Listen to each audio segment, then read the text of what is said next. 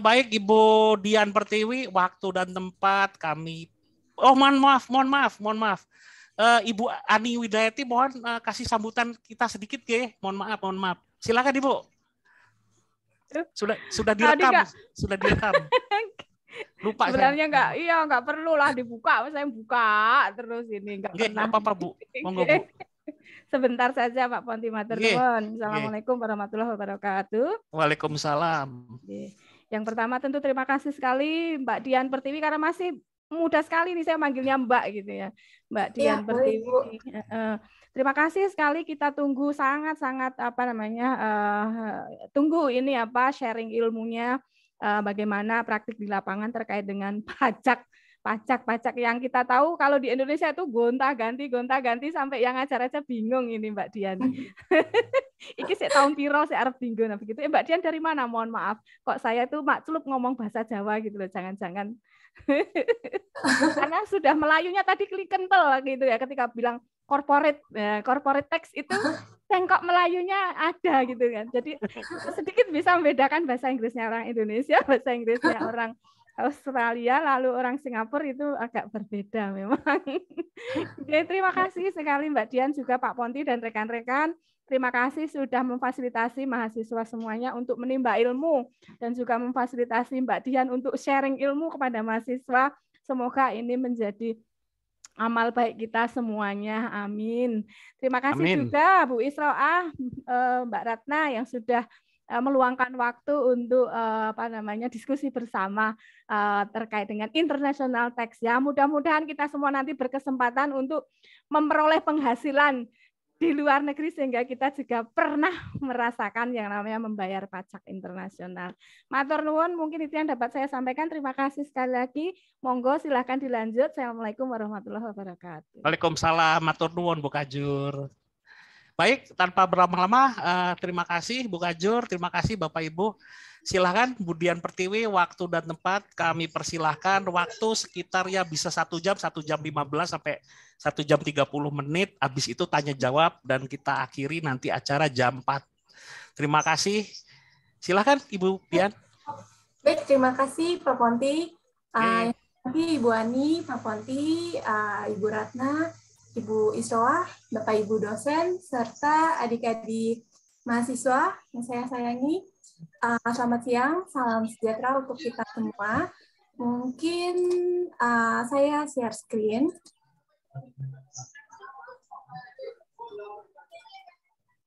Sudah terlihat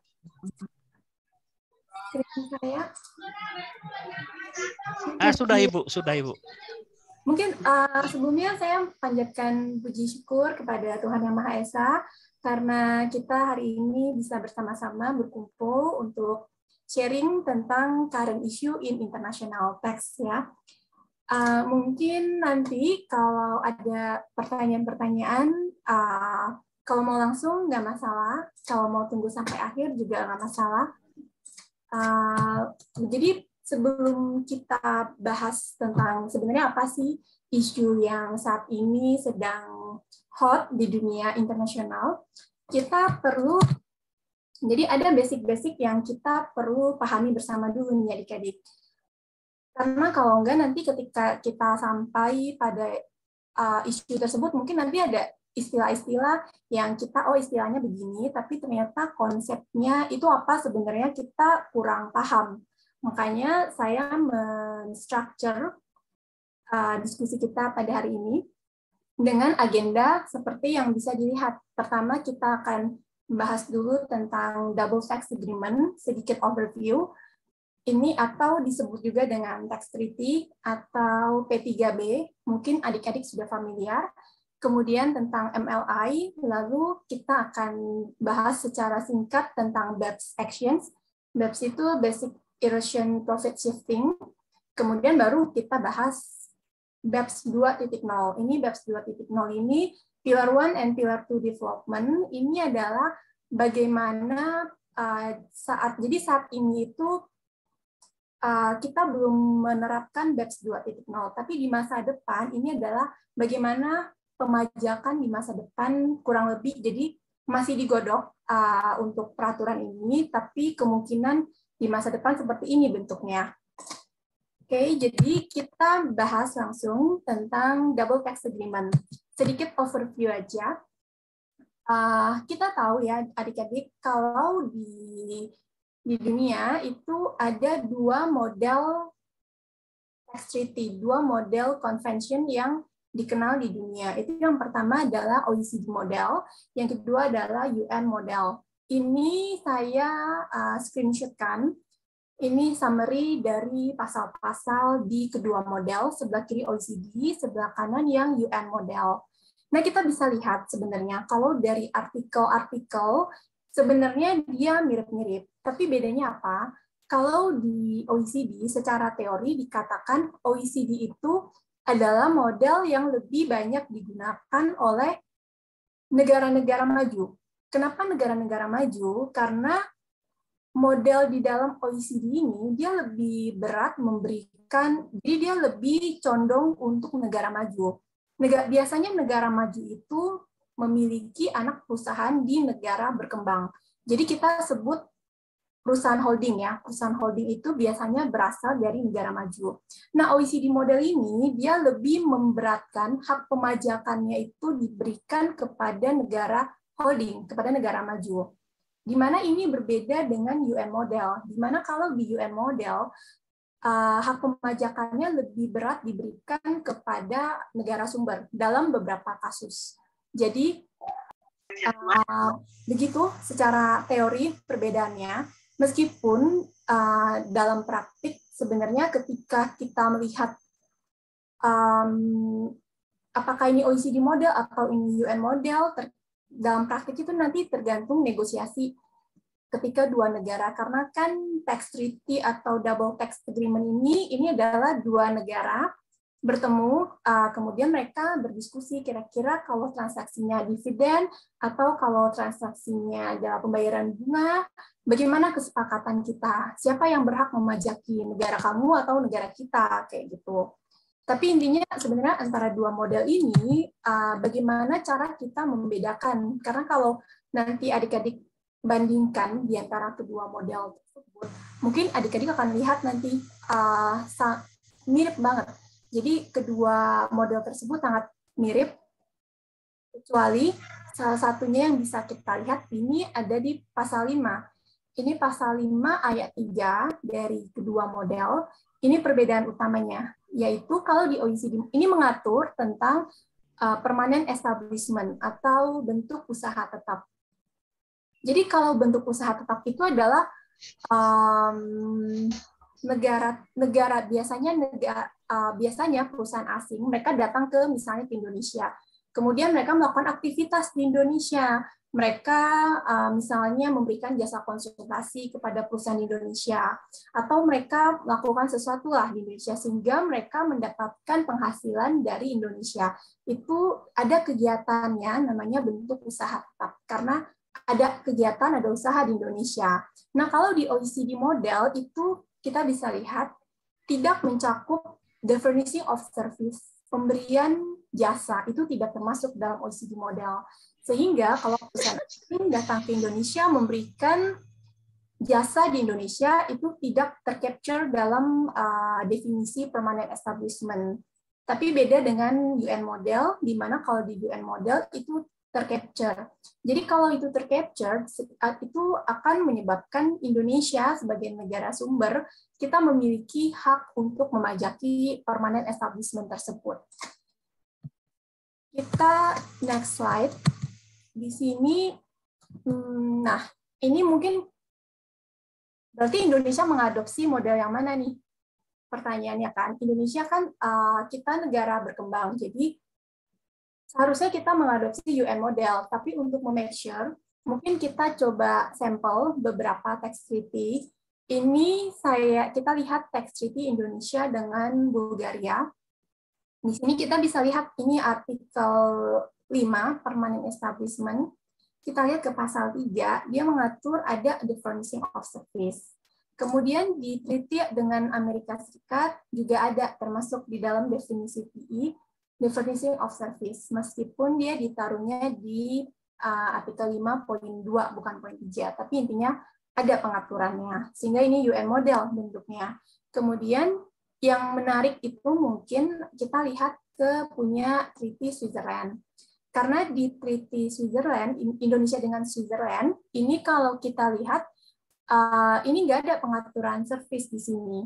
Jadi dia tidak masuk dalam definisi PI. Tapi ini seingat saya ada 3 negara yang treaty-nya beda sendiri, jadi mirip-mirip punya Swiss, kemudian 2 negara lagi. Itu untuk pembayaran service, mereka mengaturnya di artikel tersendiri. Kita lihat, ini di artikel 13, Payment for Service. Jadi dibuat apabila ada perusahaan Indonesia membayar perusahaan luar negeri karena perusahaan luar negeri itu memberikan jasa konsultasi atau jasa lain-lainnya kepada perusahaan Indonesia, maka ketika Indonesia membayar, Indonesia harus memotong pajak berdasarkan artikel 13 di treaty ini. Tapi ini khusus perusahaan Switzerland, yaitu membayar pajak tidak boleh melebihi 5% di sini. Begitu ya. Kemudian kita lihat berikutnya tentang multilateral instrument. Di sini, jadi konsep, mungkin saya jelaskan secara konsep karena khawatir waktunya nanti nggak cukup. Multilateral instrument ini adalah suatu, jadi gini, tadi kan kita sudah lihat ya, ada yang namanya double tax agreement atau tax treaty. Di mana tax treaty itu adalah ada 2 negara, mereka saling janjian pasal-pasal yang mau diatur gitu. Kemudian apabila semua negara, ada banyak negara bersama-sama ingin mengubah suatu hal yang sama, yang mereka lakukan adalah mereka harus menemui masing-masing negara-negara yang mempunyai treaty dengan mereka. Jadi anggap ada Indonesia, misalnya kita ada 100 treaty. Maka kita harus 100 kali bertemu dengan pemerintah dari berbagai negara tersebut. Setelah bertemu, janjian, tanda tangan, nanti kita harus pengesahan, harus ratifikasi di Indonesia, harus, karena kan secara hukum suatu perjanjian internasional ketika ingin diterapkan di nasional harus melalui proses ratifikasi dulu di peraturan lokal. Maka kita harus lakukan hal demikian sebanyak 100 negara. Maka itu tidak efektif kan, karena itu baru Indonesia dengan Singapura, dengan Malaysia, dengan Australia, dan lain-lain. Belum yang negara lain kan, belum nanti Australia dengan US, Australia dengan Malaysia, dan lain-lain. Jadi kebayang ada banyak banget amendment, ada banyak banget nanti peraturan-peraturan yang harus diubah, tax treaty yang harus diubah. Maka muncullah konsep multilateral instrument atau MLI. Jadi pada tahun 2016, itu ada sekitar 100 negara, mereka berkumpul bersama-sama untuk menyusun konsep MLI ini, multilateral instrument. Jadi hasilnya adalah mereka menyepakati suatu hal yang disebut MLI tax. Jadi MLI tax ini nantinya semacam bagaimana mereka secara bersama-sama mengatur gimana sih caranya kalau kita mau mengubah tax treaty, tapi nggak perlu satu-satu, 2 negara, jadi bisa sekali ubah langsung, cukup satu instrumen yang kita ratifikasi, tapi sudah mengubah semuanya. Jadi nggak perlu ada negosiasi antar 2 negara untuk mengefisiensikan proses-proses tersebut. Maka datanglah konsep multilateral instrument ini gitu. Di mana disebut diatur di dalam MLI tax bahwa MLI ini akan mulai berlaku kalau setidak-tidaknya ada 5 negara yang sudah menyimpan instrumen ratifikasi mereka. Artinya ada 5 negara yang sudah setuju ingin menerapkan MLI ini ke dalam peraturan negara mereka. Maka MLI baru akan berlaku begitu. Nah, pada tahun 2018 itu ada 5 negara. Barulah pada tahun 2018 MLI ini mulai berlaku. Tapi pada saat itu baru 5 negara. Kemudian Indonesia sendiri kita mendeposit pada tahun 2020, pertengahan 2020. Nah, cara kerja MLI ini bukan berarti kita meratifikasi, dia langsung berlaku untuk semua tax treaty kita. Cara bekerjanya bukan begitu. Tapi ada cara-cara untuk mengetahui apakah treaty Indonesia dengan Malaysia berubah atau tidak. Terus kalau berubah, yang berubah pasal yang mana? Kan tadi kita lihat pasalnya ada banyak kan, artikel-artikelnya ada banyak. Nah, syaratnya pertama, MLA itu akan berlaku jika kedua negara sama-sama sudah menyimpan instrumen ratifikasi mereka. Jadi kedua negara sama-sama sudah setuju menyatakan bahwa oke, negara saya akan menerapkan MLA dalam yurisdiksi saya. Dua negara. Jadi kalau salah satu negara itu tidak bisa karena hanya satu, yang satu lagi udah setuju, satu lagi belum setuju. Kemudian syarat yang kedua adalah kedua negara itu harus saling menominasikan treaty-nya untuk tunduk pada MLA. Kalau mereka saling menominasikan, maka tax treaty mereka disebut CTA atau Covered Tax Agreement. Artinya tax agreement yang akan tunduk pada ketentuan di dalam MLA. Begitu.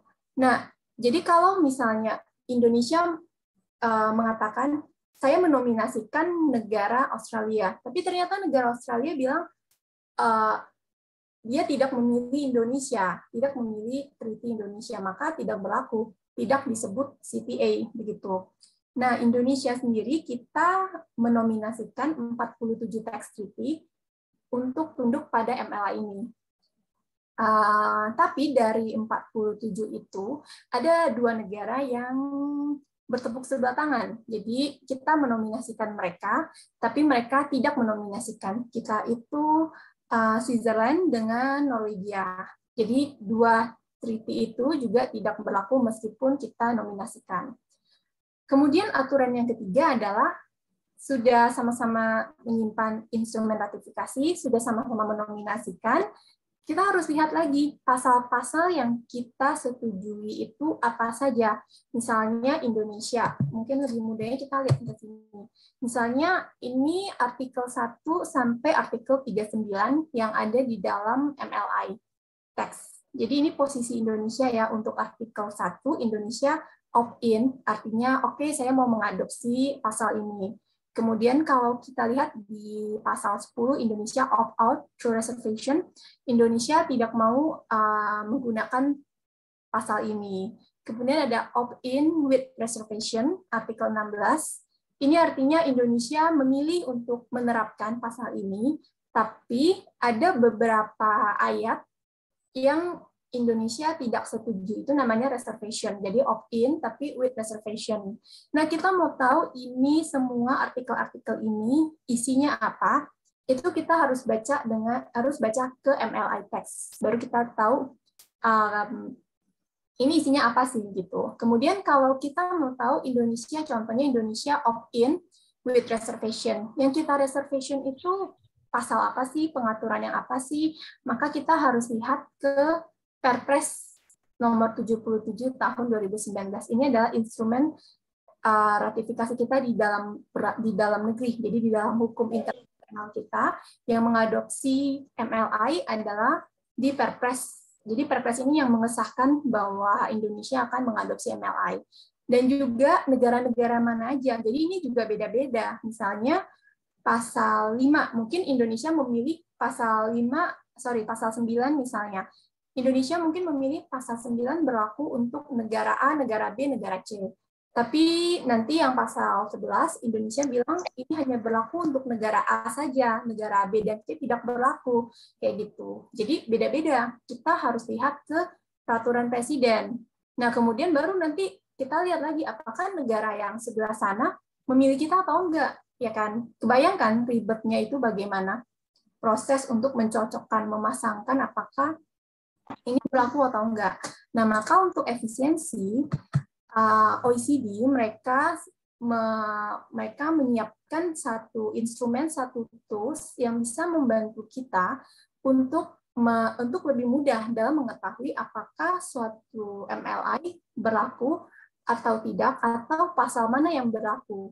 Ini di sini sudah saya kopikan juga linknya.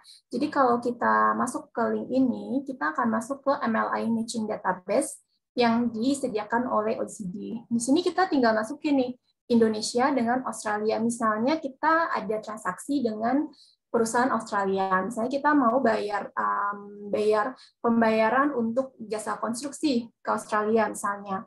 Nah, kita mau cek nih apakah aktivitas misalnya kan apakah aktivitas si perusahaan Australia itu di Indonesia itu termasuk dalam definisi bentuk usaha tetap atau enggak. Kita mau ngecek. Selain pertama kita harus cek dulu di tax treaty kan, tax treaty Indonesia atau tadi DTA antara Indonesia dengan Australia. Kita harus lihat dulu ada berubah nggak, pasal-pasalnya bilang yang termasuk dalam definisi permanent establishment apa saja nih, kita lihat ke sana. Kemudian setelah itu kita baru lihat apakah pasal tersebut sudah diubah atau belum melalui MLI. Caranya kita lihat ke MLI Matching Database di sini. Kita masukkan Indonesia dengan Australia. Di sini kan kelihatan kan di artikel 2, the agreement would be a covered tax agreement. Sehingga artinya berubah nih. Baru kita lihat yang berubah pasal mana aja. Nah ini baru kita lihat ke bawah. Kita cari pasal yang sesuai dengan yang mau kita cari. Misalnya tadi kan kita mencari pasal tentang definisi permanent establishment. Nanti kita cari di sini, apakah ada pengaturannya nggak? Kalau kayak contohnya artikel 3 nih ya, artikel 3 would not apply, artinya tidak berlaku. Berarti nggak perlu kita lihat lagi, seperti itu. Kemudian contoh yang lain, misalnya kita masukkan Indonesia dengan Albania. Karena kebetulan kita tidak punya treaty dengan Albania, maka di sini muncul di artikel 2 di bawah sini mengatakan bahwa bukan termasuk covered tax agreement. Jadi kita nggak perlu cek lebih lanjut apakah ini berubah atau enggak, karena tidak ada gitu. Jadi begitu tentang MLI. Kemudian selanjutnya kita bahas sedikit tentang BEPS Action. BEPS Action ini adalah satu hal yang dibicarakan bersama-sama oleh OECD dan berbagai negara di dunia karena mereka melihat ada praktik di mana multinational enterprise, perusahaan-perusahaan multinasional itu mereka cukup smart sehingga mereka merancang menstruktur perusahaan-perusahaan mereka membangun anak perusahaan mereka sedemikian rupa sehingga mereka tidak perlu bayar pajak di negara manapun. Jadi terjadi double non-taxation. Kalau dulu kan kita mungkin mengenal double taxation kan istilahnya, nah tapi ini double non-taxation karena mereka sangat pintar sehingga mereka bisa memilih negara-negara mana yang tarif pajaknya rendah dan memiliki tax treaty dengan negara mereka. Kemudian mereka mencari dari peraturan-peraturan tersebut, kira-kira ada loophole apa nih, sehingga mereka nggak perlu bayar pajak. Salah satu contohnya adalah, misalnya, kita ambil contoh negara kita Indonesia dengan perusahaan, jadi kita contohkan ada perusahaan di luar negeri, misalnya perusahaan di Singapura. Mereka akan mendirikan, jangan Singapura deh, US saja. Misalnya US akan mendirikan perusahaan di Indonesia. Kemudian dia mendirikan PT di Indonesia. Kemudian PT ini dipegang oleh perusahaan holding di US. Nah, kalau melihat dari sisi peraturan, karena biasanya perusahaan asing itu ketika mereka mau mendirikan, mereka akan berpikir sampai nanti kalau saya jual gimana nih perpajakannya, itu namanya exit strategy. Jadi mereka sudah pikirin sampai exit strateginya. Nah, yang terjadi ketika perusahaan US akan menjual saham di perusahaan Indonesia, maka perpajakannya adalah bisa jadi akan kena pajak dari Indonesia. Indonesia bisa memungut 5% pajak capital gain, karena kan yang namanya orang jual saham berarti ada capital gain-nya kan.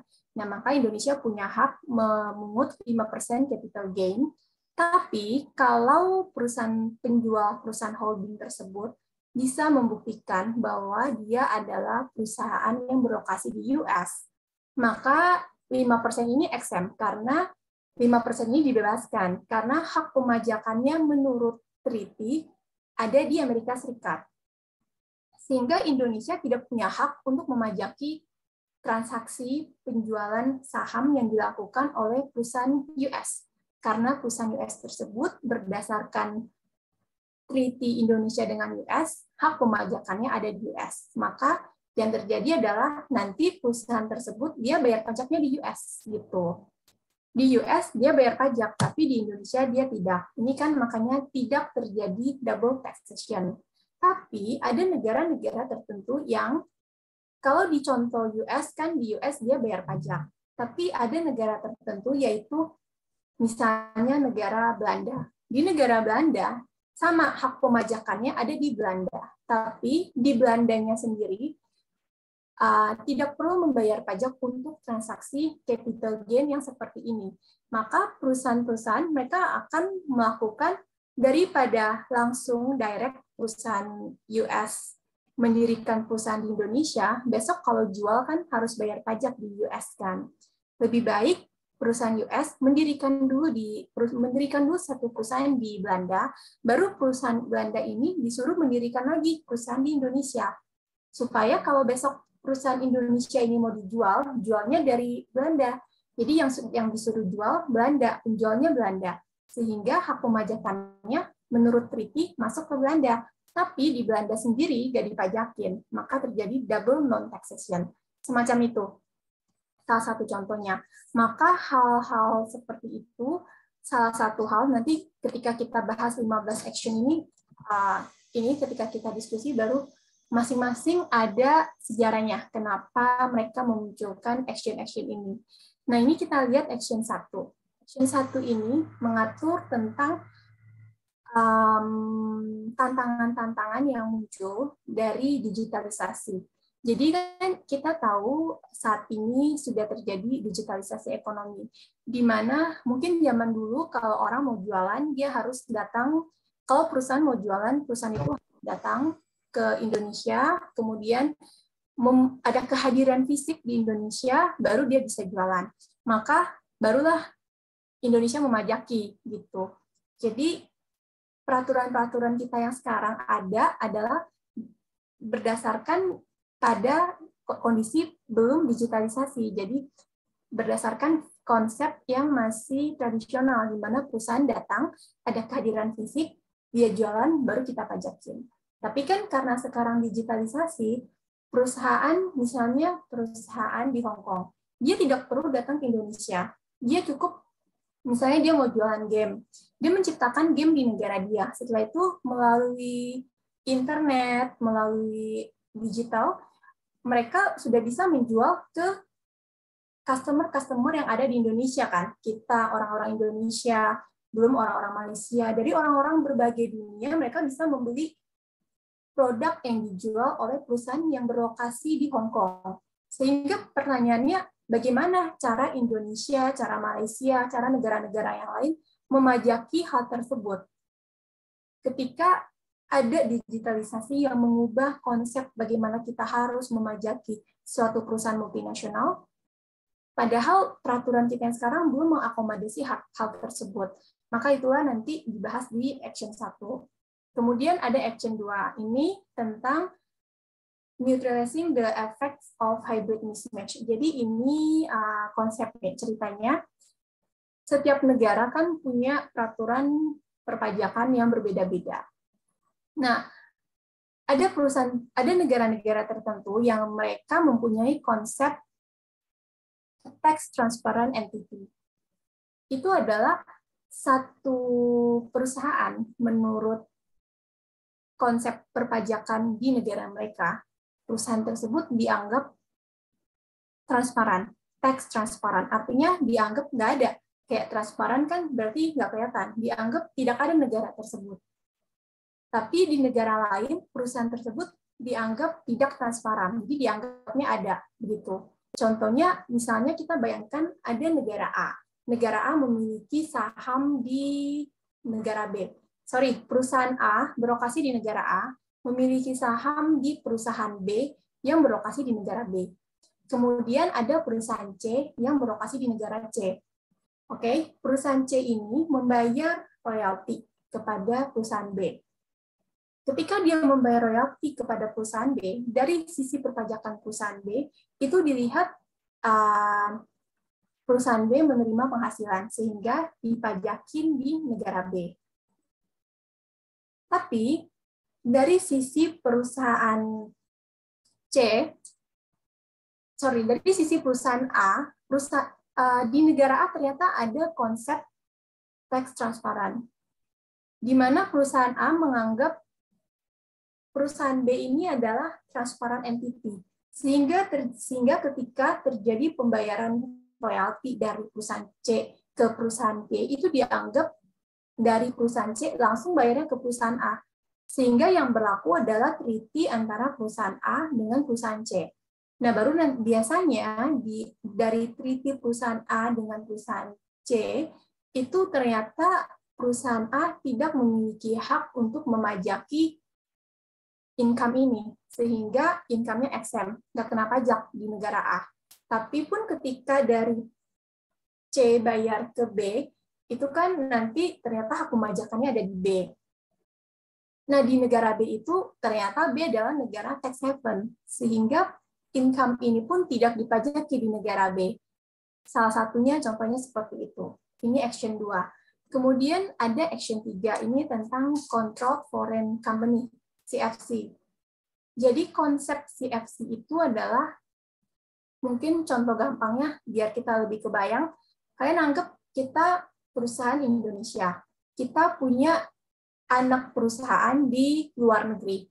Kemudian anak perusahaan di luar negeri itu kita letakkan misalnya di negara-negara yang tarif pajaknya lebih rendah daripada di Indonesia. Kemudian anggap kita kita punya penghasilan dari berbagai negara. Kalau penghasilan dari berbagai negara itu langsung masuk, kita akui sebagai pendapatan di Indonesia, di perusahaan kita yang berlokasi di Indonesia. Maka kita harus membayar pajak di Indonesia 22% kan, kalau di Indonesia, perusahaan di Indonesia. Tapi kita punya anak perusahaan yang ini namanya CFC, Controlled Foreign Company, karena kita bisa mengontrol mereka. Karena kepemilikan kita lebih dari 50%.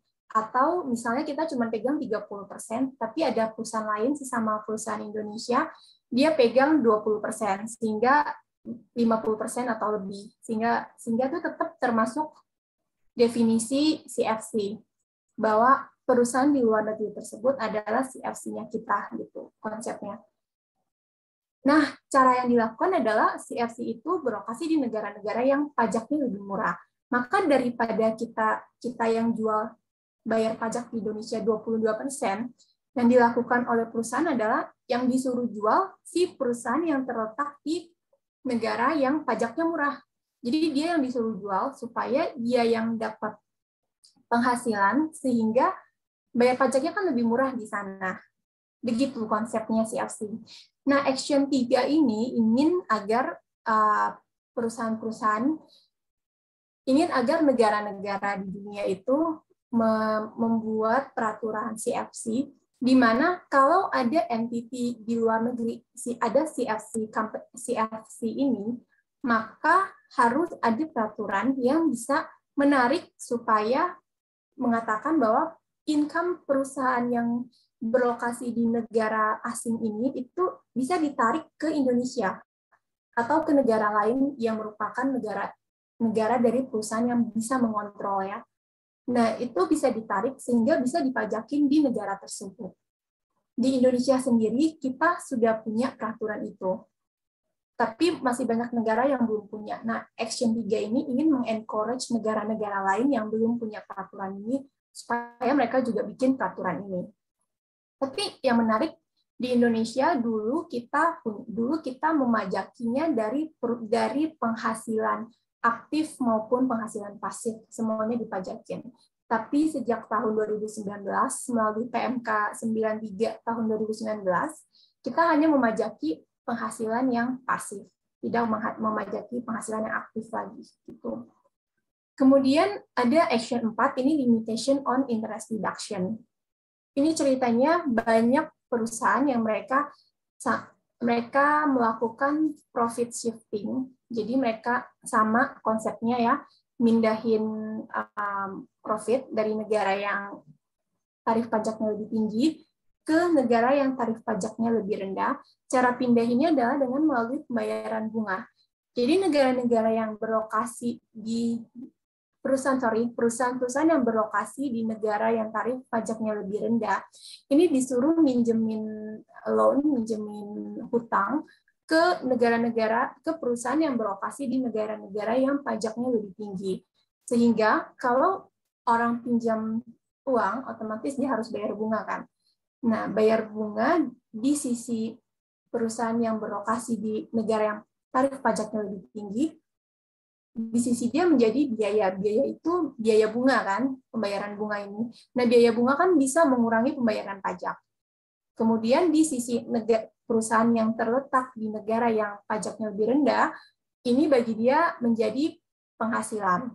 Penghasilan diakui di negara dia, maka biaya pajaknya lebih rendah. Ada praktek-praktek seperti demikian, sehingga muncullah Action 4, di mana diatur ada maksimal biaya bunga yang bisa dikurangkan dalam menghitung pajak. Maka di limitation on interest deduction itu disarankan mungkin 20% sampai 30% dari EBITDA.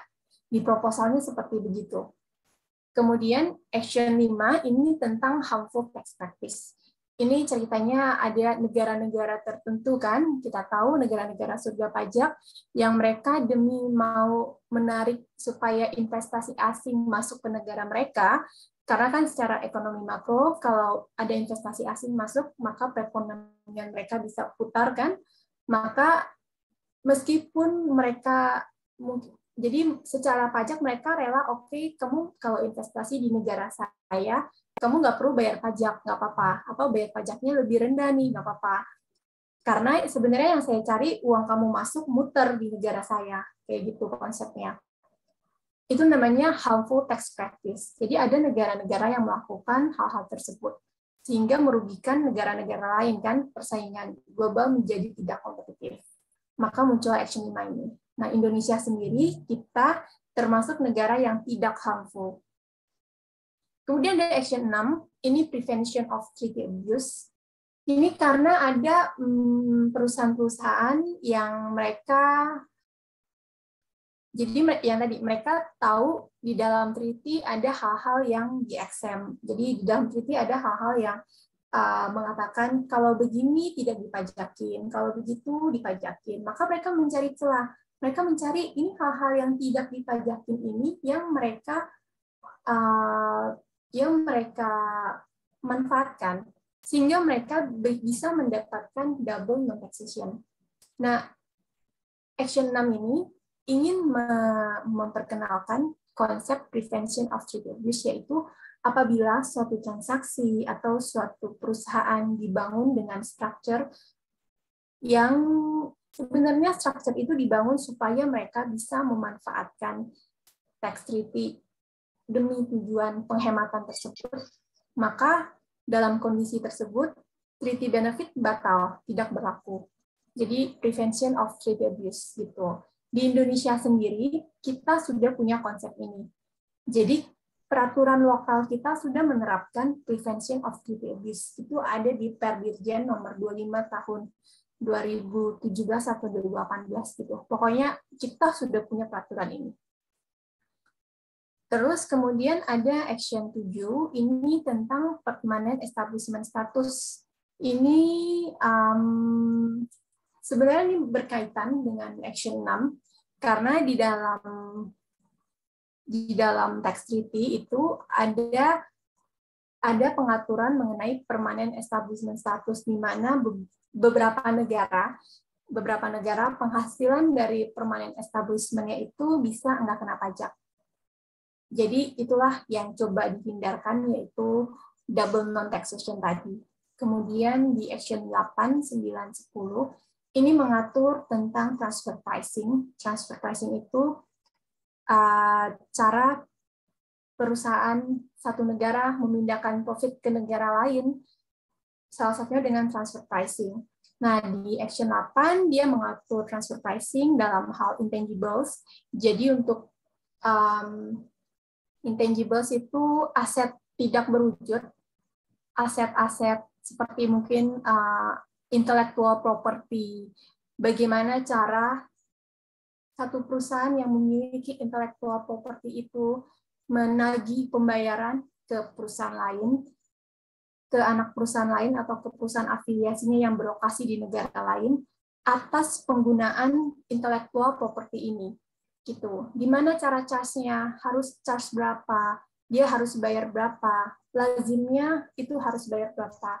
Itu yang diatur di Action 8 kayak gitu. Kemudian ada Action 9 ini terkait allocating excessive capital karena ada perusahaan yang salah satu cara mereka memindahkan profit dari satu negara ke negara lain adalah melalui dengan cara mengalokasikan laba yang baik, mengalokasikan capital. Jadi invest capital yang banyak di negara tersebut sehingga nanti dia bisa tarik dividen, bisa tarik income ke negaranya dia. Salah satu caranya itu di Action 9. Kemudian ada Action 10 yang itu mengatur mengenai transaksi-transaksi yang high risk. Jadi ada transaksi-transaksi yang jarang terjadi. Jadi karena kan konsep dari transfer pricing itu adalah melihat satu transaksi seolah-olah kalau transaksi itu terjadi dengan pihak ketiga yang bukan merupakan perusahaan afiliasi kamu, itu harganya berapa? Itu yang dibandingkan. Itu namanya comparables. Jadi ada transaksi-transaksi tertentu yang tidak ada comparables-nya. Karena transaksi itu sangat tidak lazim, mungkin jarang-jarang terjadi. Bukan jualan, bukan, tapi mungkin jualan barang yang tidak lazim, sehingga tidak bisa dicari comparables-nya. Maka itu diidentifikasi sebagai transaksi-transaksi yang bersifat high risk, yang mana perlu diadres lebih lanjut, perlu dilihat apakah terjadi, apakah transfer pricing dalam transaksi tersebut sudah benar, sudah tepat, apa belum, seperti itu. Kemudian ada Action 11 tentang data analysis. Ini di mana untuk menjamin efektivitas dan efisiensi dari pelaksanaan action-action yang lainnya, OECD bisa memberikan tools yang akan membantu perusahaan-perusahaan, membantu negara-negara untuk bisa melaksanakan action-action tersebut. Kemudian ada Action 12, ini tentang mandatory disclosure rules. Ini disarankan agar besok-besok wajib pajak perusahaan-perusahaan multinasional supaya mereka disuruh untuk mengungkapkan kepada otoritas pajak bagaimana rencana tax planning mereka, terutama tax planning yang agresif. Ini satu konsep yang cukup menarik karena secara logika kita ya, kalau misalnya kalau perusahaan mau membuat tax planning yang agresif, tujuannya kan supaya bisa menghemat pajak. Terus kalau kita udah capek-capek mikir, oh begini saja, kita structure begini, kita dirikan perusahaan di negara X, di negara Y, supaya hemat pajaknya. Udah capek-capek mikir, ternyata harus kita kasih tahu nih ke otoritas pajak. Ya nih rencana saya begini-begini nih, gitu. Kan jadi sia-sia kan. Jadi ketahuan dong gitu, rencananya gimana. Nah, tapi ini makanya di Action 12 ini masih perbincangan, belum menjadi wajib. Termasuk juga disarankan di dalam Action 12 ini nanti ada exchange of information. Jadi nanti otoritas perpajakan dari negara satu bisa tukeran informasi dengan negara yang satunya lagi gitu. Kemudian ada Action 13, ini tentang country by country reporting, atau kita sebutnya CBCR. Kalau kalian familiar, ini Indonesia kita sudah punya peraturan yang mengatur mengenai CBCR. Jadi CBCR itu adalah satu template report yang udah standar, udah jelas perlu informasi apa saja yang perlu dimasukkan, kayak gitu. Nah, CBCR ini gunanya adalah supaya negara-negara, otoritas pajak negara satu dengan negara lain, mereka bisa saling tahu operasi. Jadi perusahaan multinasional itu di negara satu menghasilkan income berapa, ada transaksinya apa saja, di negara yang satunya lagi gimana, kayak gitu. Jadi konsepnya CBCR report ini adalah satu negara, biasanya itu negara induk. Negara induk membuat laporan CBCR ini, setelah itu nanti dia submit ke otoritas perpajakan di negara tersebut.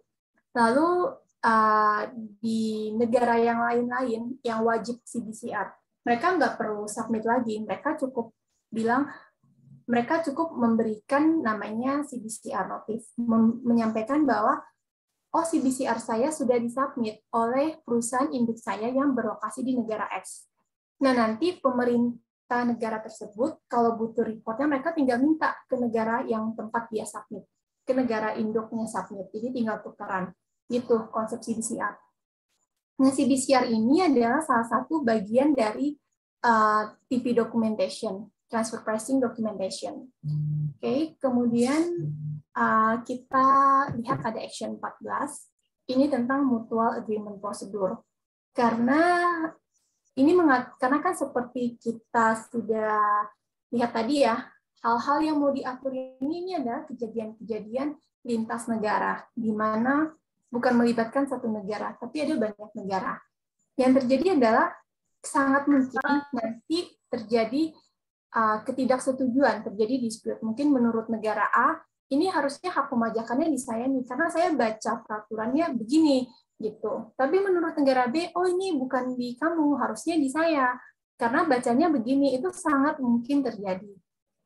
Maka perlu ada prosedur bersama yang disetujui, bagaimana nanti kita menyelesaikan masalah-masalah, bagaimana kita menyelesaikan sengketa. Nah, itu yang diatur di Action 14. Kemudian ada Action 15, ini sudah ya, yang tadi di multilateral instrument. Kemudian ini posisi Indonesia, ini saya kutip dari website OECD, bagaimana posisi Indonesia dalam Action 1 sampai Action 15 tadi. Tapi ini boleh kita skip, karena tadi sudah kita bahas ya. Nah, ini kita masuk ke BEPS 2.0. Pemajakan di masa depan seperti apa.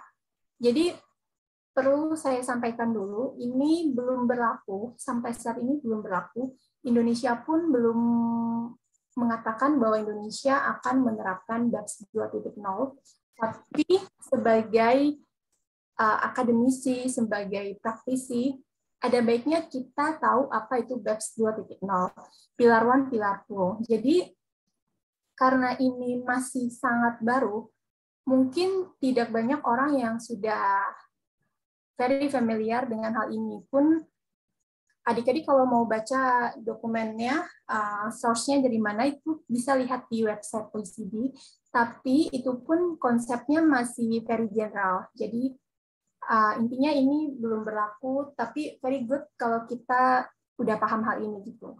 Jadi kita lihat, ini kan namanya BEPS 2.0. Pertanyaannya berarti ada BEPS 1.0 kan? Bedanya apa antara BEPS 2.0 dengan BEPS 1.0? Jadi kalau 1.0 itu adalah yang kemarin, yang dulu, atau yang sekarang. BEPS 2.0 ini yang di masa depan. Kalau di BEPS 1.0 itu kita pemajakannya melihat physical presence. Ada tidak adanya kehadiran fisik. Jadi kalau ada kehadiran fisik, dipajakin. Kalau tidak ada, tidak bisa dipajakin. Tapi karena perkembangan digitalisasi tadi, ada keperluan di mana kita perlu ada aturan baru. Maka di dalam BEPS 2.0, ini yang dilihat bukan lagi market presence. Bukan lagi physical presence, tapi adalah market presence. Ada atau tidak ada market di negara tersebut.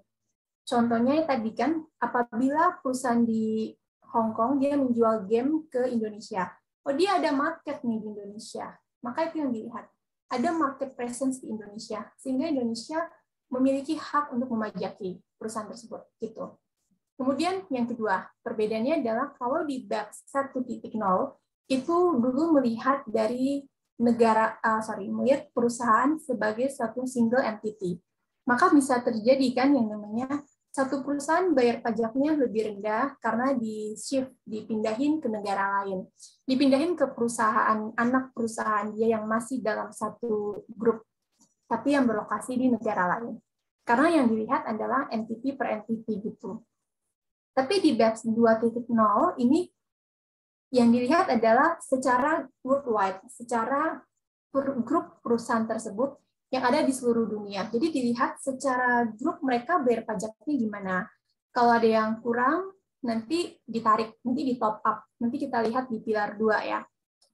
Jadi ini gitu perbedaannya. Kemudian perbedaan yang ketiga adalah kalau di BEPS 1.0 yang dilihat adalah arm's length. Arm's length itu adalah konsep dari transfer pricing kan. Jadi ketika misalnya perusahaan di Indonesia bertransaksi dengan perusahaan afiliasi mereka yang ada di negara lain. Yang dilihat adalah apakah harga transaksi tersebut sudah arm's length atau belum, sudah wajar atau belum. Apakah harga tersebut adalah special price karena kalian perusahaan dalam satu grup, atau harga tersebut memang sama dengan harga kalau kalian jualnya ke perusahaan yang nggak ada hubungannya dengan kalian. Itu namanya arm's length. Jadi di BEPS 1.0, asalkan sudah arm's length, oke, gitu. Bayar pajaknya dianggap sudah sesuai. Karena dianggap fair, kan?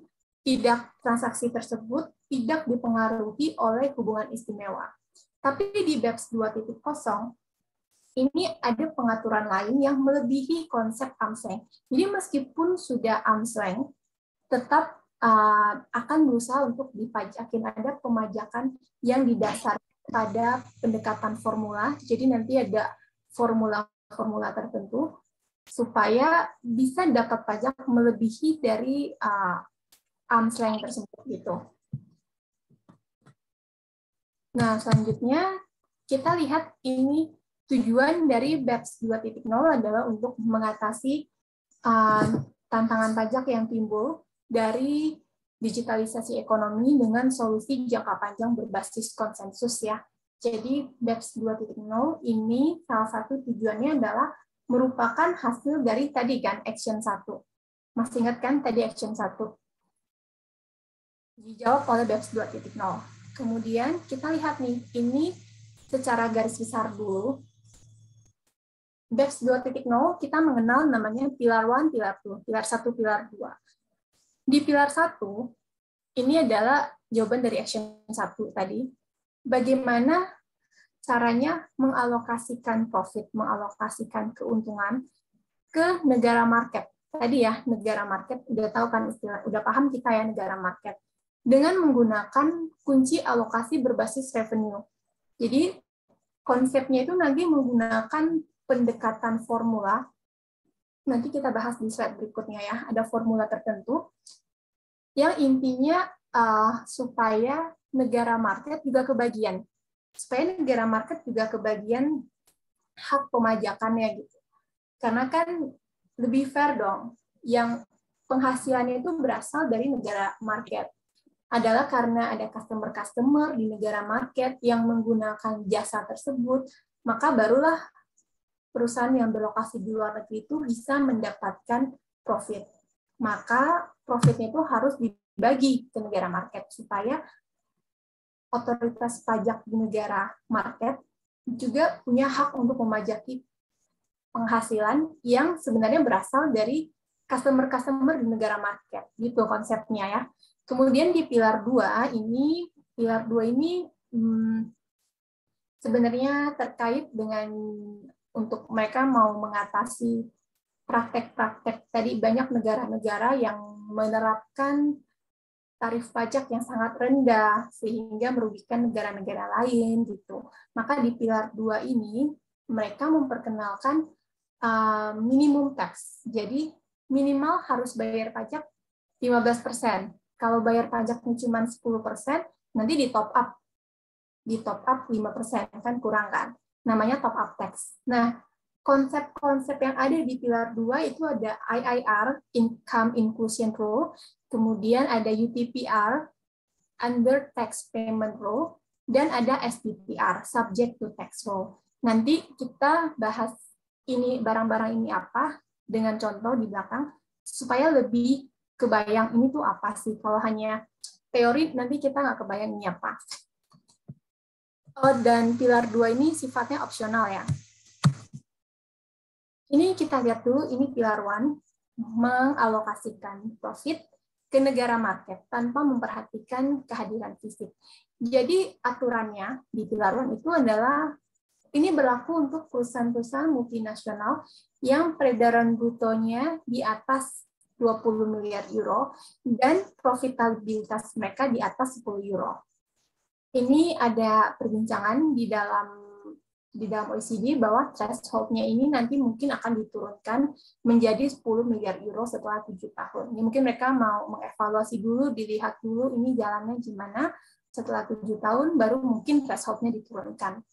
Nah, pengecualian bidang usaha, khusus bidang usaha ekstraktif dan jasa keuangan yang diatur, itu tidak berlaku. Jadi pilar 1 tidak berlaku untuk bidang usaha tersebut. Kemudian ini adalah menggunakan pendekatan formula. Formulanya apa? Yaitu 20% sampai 30%. 20% sampai 30% ini ini di draft di versi bulan Juli. Jadi gini, BEPS 2.0 ini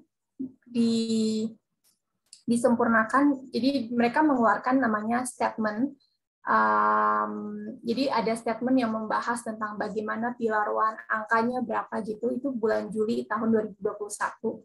Kemudian setelah itu difinalkan lagi bulan Oktober tahun 2021 pada pertemuan G20 yang lalu di Italia. Itu ada, jadi kita nanti ada July statement dengan Oktober statement. Yang lebih baru adalah konsepnya cuman difikskan di Oktober statement. Jadi waktu di bulan Juli itu angkanya masih dikatakan 20% sampai 30% dari keuntungan sisa. Tapi di Oktober statement itu sudah difikskan menjadi 25%. Nah, ini namanya amount A. Ini kita sebut dengan amount A. Jadi 25%. Jadi kan tadi dia threshold berlaku untuk perusahaan global dengan peredaran usaha di atas 20 miliar kan, di atas 20 miliar euro, dan profitabilitasnya di atas 10. Berarti kan kita anggap misalnya yang kena adalah perusahaan 20% kan. Kalau profitabilitas dia 20%, berarti kan dia kena. Nah, 20% itu di atas 10% adalah 10% kan. Maka 25% dari 10% ini dari pendapatan dia itu namanya amount A. Nah, amount A ini yang dialokasikan ke negara market. Nah, dengan menggunakan kunci alokasi berbasis revenue. Maksudnya apa? Maksudnya negara market itu kan bukan cuma satu. Ada banyak negara market. Jadi kalau negara marketnya cuma satu ya gampang kan. 25% dari 10%-nya dialokasikan ke negara market. Karena hanya satu negara market. Tapi ketika ada negara market banyak, itu harus dialokasikan, dibagi-bagi ke banyak negara market. Dengan apa? Dengan revenue. Nah, yang kemudian yang diatur lagi adalah sebenarnya definisi negara market itu apa sih? Itu diatur, yaitu negara yang mempunyai pendapatan minimal 1 juta euro. Jadi kalau dia di bawah 1 juta euro, dia tidak termasuk negara market. Jadi dia nggak kebagian alokasi amount A. Gitu. Kemudian setelah amount A, ada yang namanya amount B. Amount B ini sebenarnya gini, jadi kan perusahaan-perusahaan asing mungkin mereka tidak memiliki kehadiran fisik, mereka tidak perlu datang ke negara tersebut. Tapi mungkin mereka melakukan kegiatan promosi, misalnya promosi game di negara tersebut. Oh, game ini, atau promosi jasa mereka, misalnya Alibaba promosi gratis nih kalau pasang jualan di website mereka kayak gitu. Nah, mereka melakukan kegiatan marketing, ada juga melakukan kegiatan distribusi gitu. Nah, kegiatan marketing dan distribusi ini seharusnya bisa menyebabkan negara tersebut berhak atas pemajakan, karena kan istilahnya ada aktivitas di negara tersebut, yaitu marketing dan distribusi, yang mana aktivitas tersebut membantu dalam menghasilkan laba yang diterima oleh perusahaan asing yang berlokasi di luar negeri. Gitu. Nah, karena aktivitas marketing dan distribusi ini, lazimnya mereka harus dapat penghasilan berapa sih gitu. Berapa penghasilan yang harus didapat karena mereka melakukan kegiatan ini gitu. Nah, ini yang namanya amount B. Safe harbor itu maksudnya kayak standarnya dapat berapa sih? Nah, standarnya dapat berapa itu amount B. Amount B ini juga dialokasikan ke negara market. Gitu konsepnya.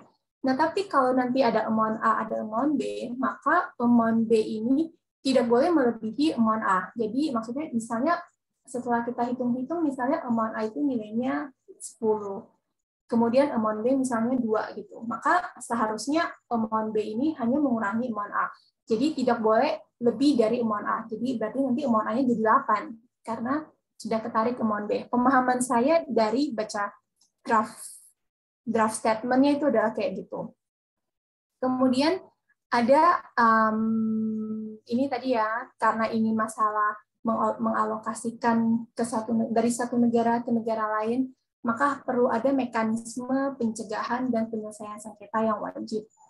Kemudian multinational entity, karena kebayangkan mungkin nanti ribet, karena kan melibatkan banyak negara, bayangin aja mungkin perlu tarik data income dari satu negara, dari negara lain, perlu dikumpulin, baru dilihat, baru dianalisis gitu. Maka mungkin akan diizinkan perusahaan-perusahaan multinasional ini mereka bisa menunjuk satu anak perusahaan mereka. Jadi cukup satu aja yang melakukan pengelolaan hal-hal ini, yang melakukan proses kepatuhan perpajakan ini. Jadi satu entitas saja cukup gitu. Kemudian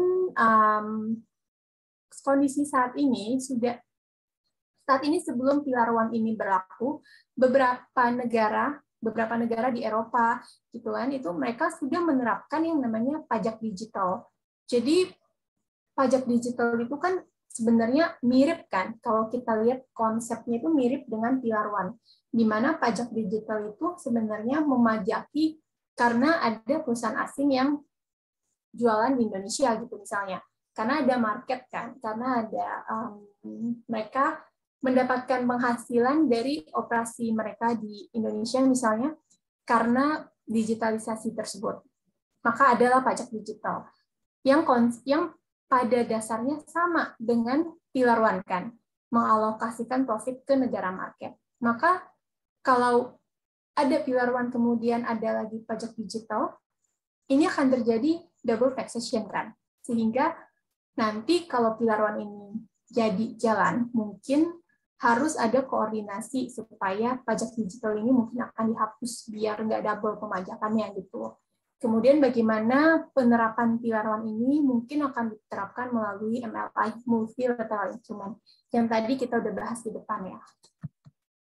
Oke, next. Kemudian ini Pilar 2, ini masih opsional. Ini yang tadi minimal tax, minimal pemajakannya 15% gitu.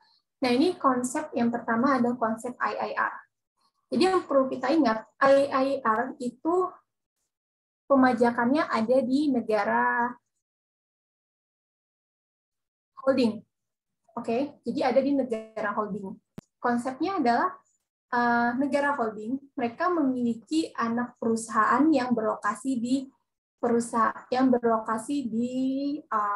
negara low tax profit, di negara-negara yang tarif pajaknya lebih rendah.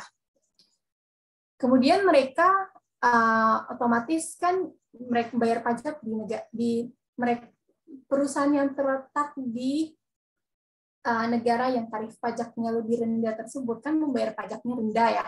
Anggap misalnya dia bayar pajak hanya 10% di negara tersebut. Kemudian dia punya anak perusahaan lagi di negara lain. Ada yang di negara tersebut bayar pajaknya 20%, ada yang 22%, ada yang 40% misalnya, ada yang 10%, ada yang 5% gitu.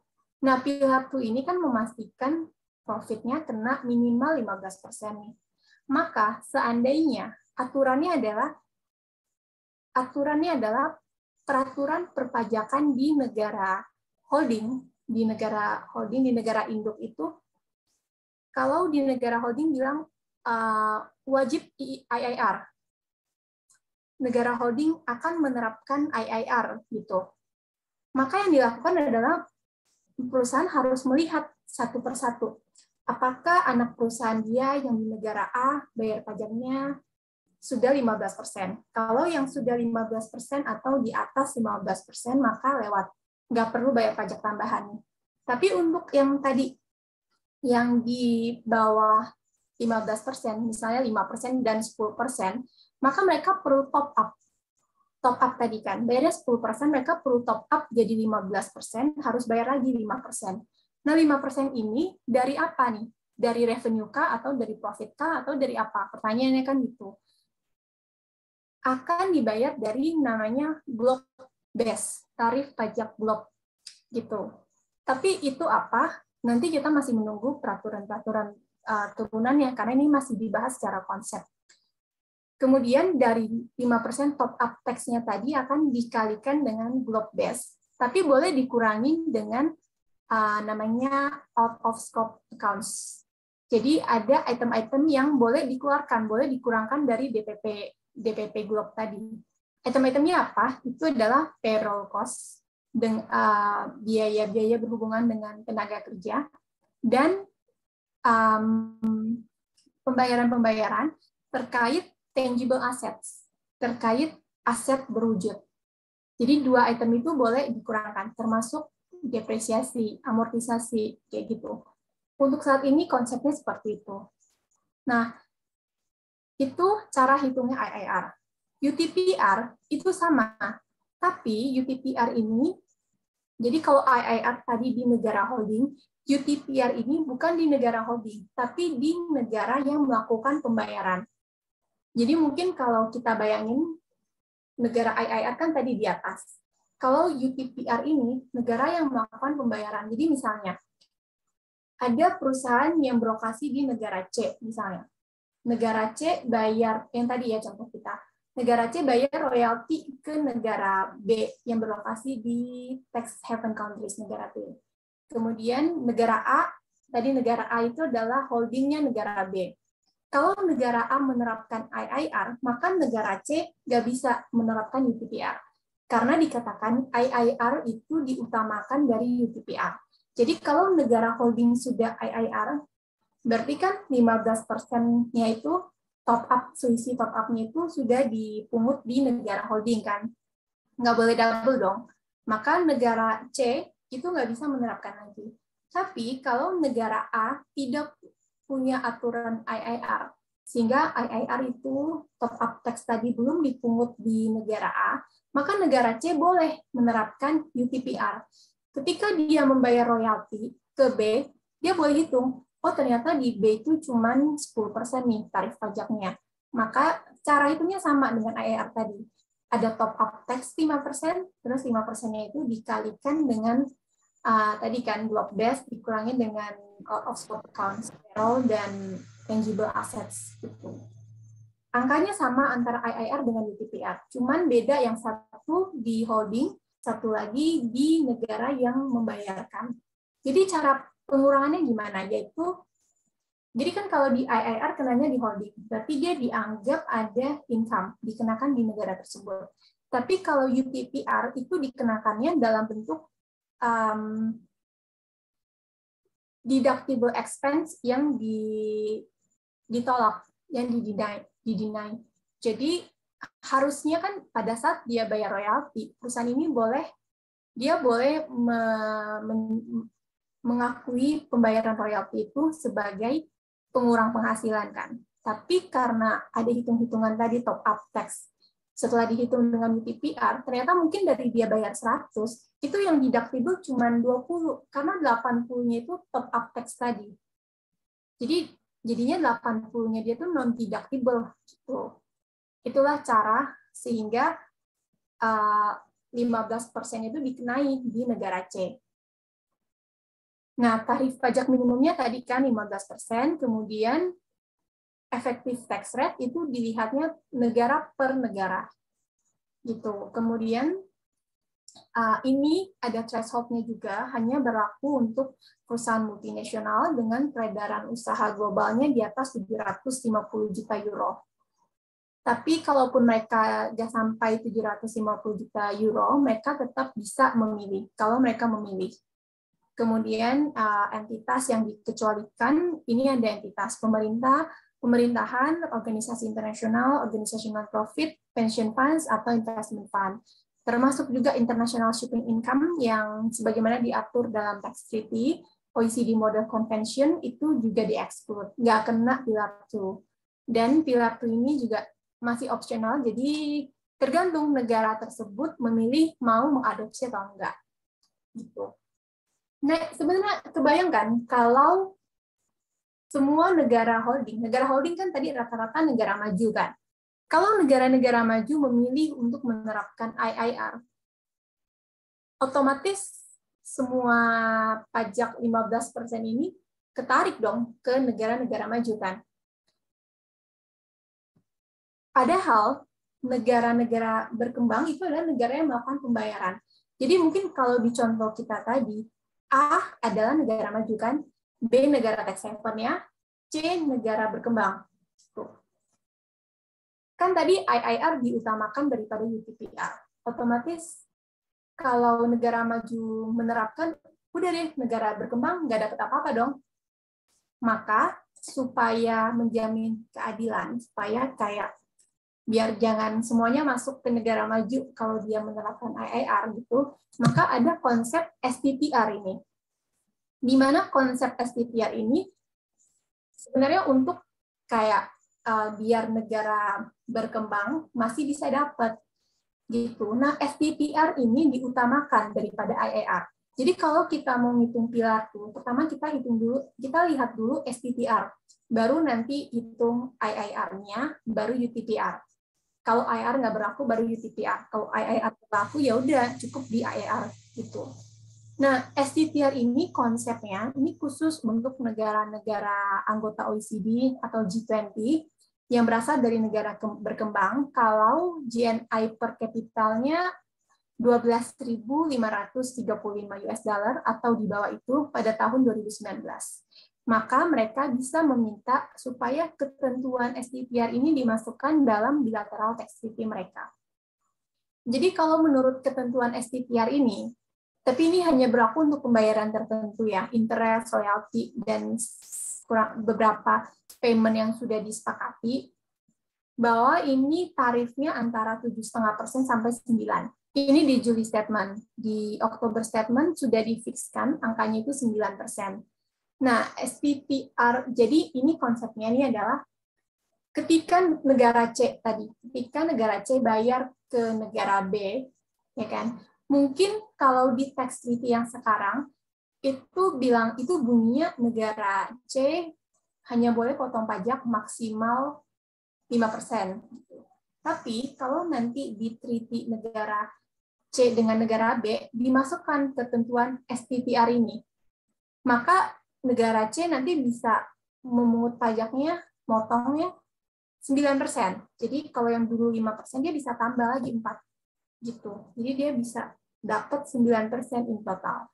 Baru nanti 9%-nya itu kan setelah si negara B, perusahaan di negara B bayar 9%, otomatis kan mungkin yang tadinya tarif pajak efektif dia 10%, cuman karena dia ketarik tambahan 4% di negara C karena ketentuan STPR ini, mungkin dia setelah dihitung jadinya bukan 10%, jadi dia bayarnya mungkin 11% misalnya.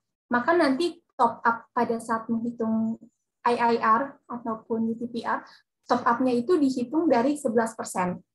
Jadi cukup fair sebenarnya aturannya. Jadi dia memberikan STPR dulu supaya negara berkembang dapat dulu porsi sekian persen, baru selanjutnya dihitung lagi, kalau masih kurang baru dikasih kesempatan ke negara maju, ke negara holding, apakah mereka menerapkan IIR. Kalau mereka tidak menerapkan IIR, otomatis langsung jatuh ke UTPR, negara berkembang dapat lagi. Gitu konsepnya. Mungkin ini untuk lebih memperjelas ilustrasi kita contohkan misalnya ada perusahaan Indonesia, itu UPI itu Ultimate Parent Entity, perusahaan holding yang paling atas.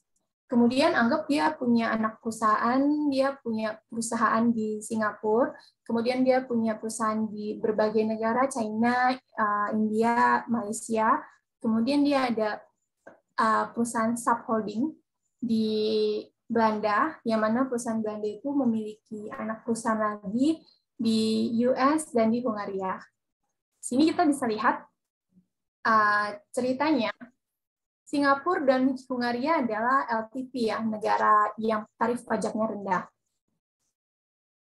Kalau Indonesia mengadopsi GloBE, kalau Indonesia mengadopsi IIR, maka kalau iya, maka kan di anak perusahaan dia yang ada di Singapura dan yang ada di Hungaria, mereka bisa ditarik ke Indonesia kan, bisa dikenakan IIR di Indonesia. Tapi kalau tidak, kalau Indonesia tidak mengenakan, otomatis kan untuk yang Hungaria kan dipegang oleh ada subholdco-nya, ada Belanda kan, ada perusahaan Belanda yang ini. Maka si perusahaan Belanda ini, kalau dia menerapkan IIR, maka dia bisa ditarik. Jadi si Hungaria bisa ditarik ke Belanda, karena Indonesianya nggak mau gitu. Tapi kalau di Indonesia udah kena, maka di Belanda nggak boleh kena lagi. Kemudian pertanyaan berikutnya kita lihat. Indonesia kan kita termasuk negara yang GNI per kapitalnya di bawah 12.000 sekian US pada tahun 2019. Apakah nanti kita akan meminta STTR dalam tax treaty ini? Ini yang kita belum tahu. Kita lihat nanti. Kemudian ini isu lain lah. Ini lebih ke isu international tax ya. Di mana mungkin akan menarik, nanti kita lihat mungkin berbagai negara, sekarang kita masih wait and see kan, karena ini masih dibahas, belum jelas negara-negara mana saja yang akan mengambil aturan ini gitu. Tapi sejauh ini US sudah mengindikasikan bahwa mereka akan menerapkan shield. Shield ini semacam mirip-mirip aturannya IIR, mirip-mirip IIR atau UTPR gitu konsepnya. Kalau mereka menerapkan aturan tersebut, maka negara-negara seperti Singapura, yang sekarang merupakan negara tax haven kan, yang maksudnya mereka menarik investasi dengan cara memperkenalkan benefit-benefit, diantaranya tarif pajaknya lebih rendah gitu kan. Kalau US menerapkan IIR atau ITPR sejenis tadi, otomatis negara seperti Singapura gitu jadi nggak menarik lagi dong. Nah, jadi apa yang harus dia lakukan? Apakah dia akan memperkenalkan alternatif minimum tax atau apa nih akan dia perkenalkan nanti? Supaya menjaga investasi asing tetap masuk di negara mereka. Ini yang menarik. Kemudian ini beberapa spekulasi kebijakan makro. Apakah negara-negara G20 yang punya multinasional yang besar, apakah mereka akan termotivasi nih untuk menerapkan pilar 2 ya, GloBE, supaya mereka bisa menarik pajak dari negara-negara, dari perusahaan-perusahaan yang berlokasi di negara low tax jurisdiction. Kemudian ini tadi kan sudah kita bahas, kemudian UTPR ini biasanya tidak relevan kan tadi. Kalau IIR, jadi kalau negara holdingnya sudah menerapkan IIR, otomatis UTPR jadi nggak relevan lah, jadi percuma kan orang udah kena IIR gitu. Kemudian apakah negara-negara UPI nanti mereka akan memilih untuk menerapkan IIR supaya menjamin 15%-nya terkolek di tempat mereka gitu. Kemudian ini ya, jadi secara umum negara berkembang hanya bisa memungut pajak melalui STTR. Oke, ini sekarang kita lihat nih, apa impact-nya BEPS 2.0 ke Indonesia. Mungkin yang perlu kita lihat satu, potensi masuknya pendapatan pajak dari pilar 1. Karena kan kita tahu nih, pasar Indonesia itu sangat luas kan. Pengguna di Indonesia sangat luas, manusianya sangat banyak. Jadi kalau pilar 1, kalau kita menerapkan pilar 1, otomatis kita pasti masuk definisi negara market. Ketika kita masuk definisi negara market, kita dapat alokasi amount A dari pilar 1 tadi, pendapatan pajak kita pasti masuk, pasti naik gitu. Tapi kalau Pilar One ini diterapkan, mungkin bukan kita yang menerapkan, mungkin negara-negara lain menerapkan. Dari sisi kita, Indonesia, kita akan jadi sulit untuk menarik investasi asing ke daerah-daerah yang kurang berkembang. Karena kan negara kita lumayan luas kan. Negara kita memiliki daerah-daerah yang kurang berkembang. Nah, selama ini cara pemerintah menarik supaya perusahaan-perusahaan asing mau investasi di daerah-daerah yang kurang berkembang, caranya adalah dengan memberikan tax incentive, dengan memberikan manfaat-manfaat pajak ke perusahaan-perusahaan asing. Jadi kalau kalian mau investasi di daerah yang kurang berkembang nih, daerah-daerah tertentu, nanti kalian boleh bayar pajaknya lebih rendah. Nanti depresiasi kalian boleh dipercepat. Nanti kalau kalian rugi, mungkin yang tadinya 5 tahun boleh jadi 10 tahun. Kayak gitu. Ada fasilitas perpajakan yang khusus diberikan untuk investasi-investasi di negara yang kurang berkembang gitu. Nah, kalau kena Pilar One atau kena Pilar 2, kalau kena Pilar 2 yang tadi kan minimal 15%. Jadi nggak menarik dong investasi-investasi yang semacam ini kan. Perusahaan asing akan berpikir, kenapa saya harus invest di daerah yang kurang berkembang? Investasi di daerah yang kurang berkembang itu resikonya tinggi. Kalau dulu mungkin menarik, karena saya dapat fasilitas perpajakan, bisa bayar pajak lebih rendah. Tapi kalau sekarang ini jadi nggak menarik, karena ketika saya dapat fasilitas, saya bayar pajak lebih rendah, malah kena top up, jadi ujung-ujungnya sama gitu. Kemudian karena BEPS ini masih belum pasti, maka bisa menyebabkan mungkin proses pengambilan keputusan untuk investasi masih tertunda. Kemudian apakah undang-undang pajak kita nanti akan diubah kalau kita memutuskan untuk mengadopsi BEPS 2.0? Kemudian apakah tax incentive akan dihapus? Ini yang menarik. Tax incentive, tax holiday, kita kan punya peraturan tax holiday. Sampai 100% nih pengurangan pajak. Minimal aja 50%. Jadi dari tarif pajak kita 22%, kita kalau ada ketentuan tertentu ya yang dipenuhi, kita cuma bayar pajak separohnya, 11% kan. Atau ada yang malah 0%, nggak usah bayar sama sekali.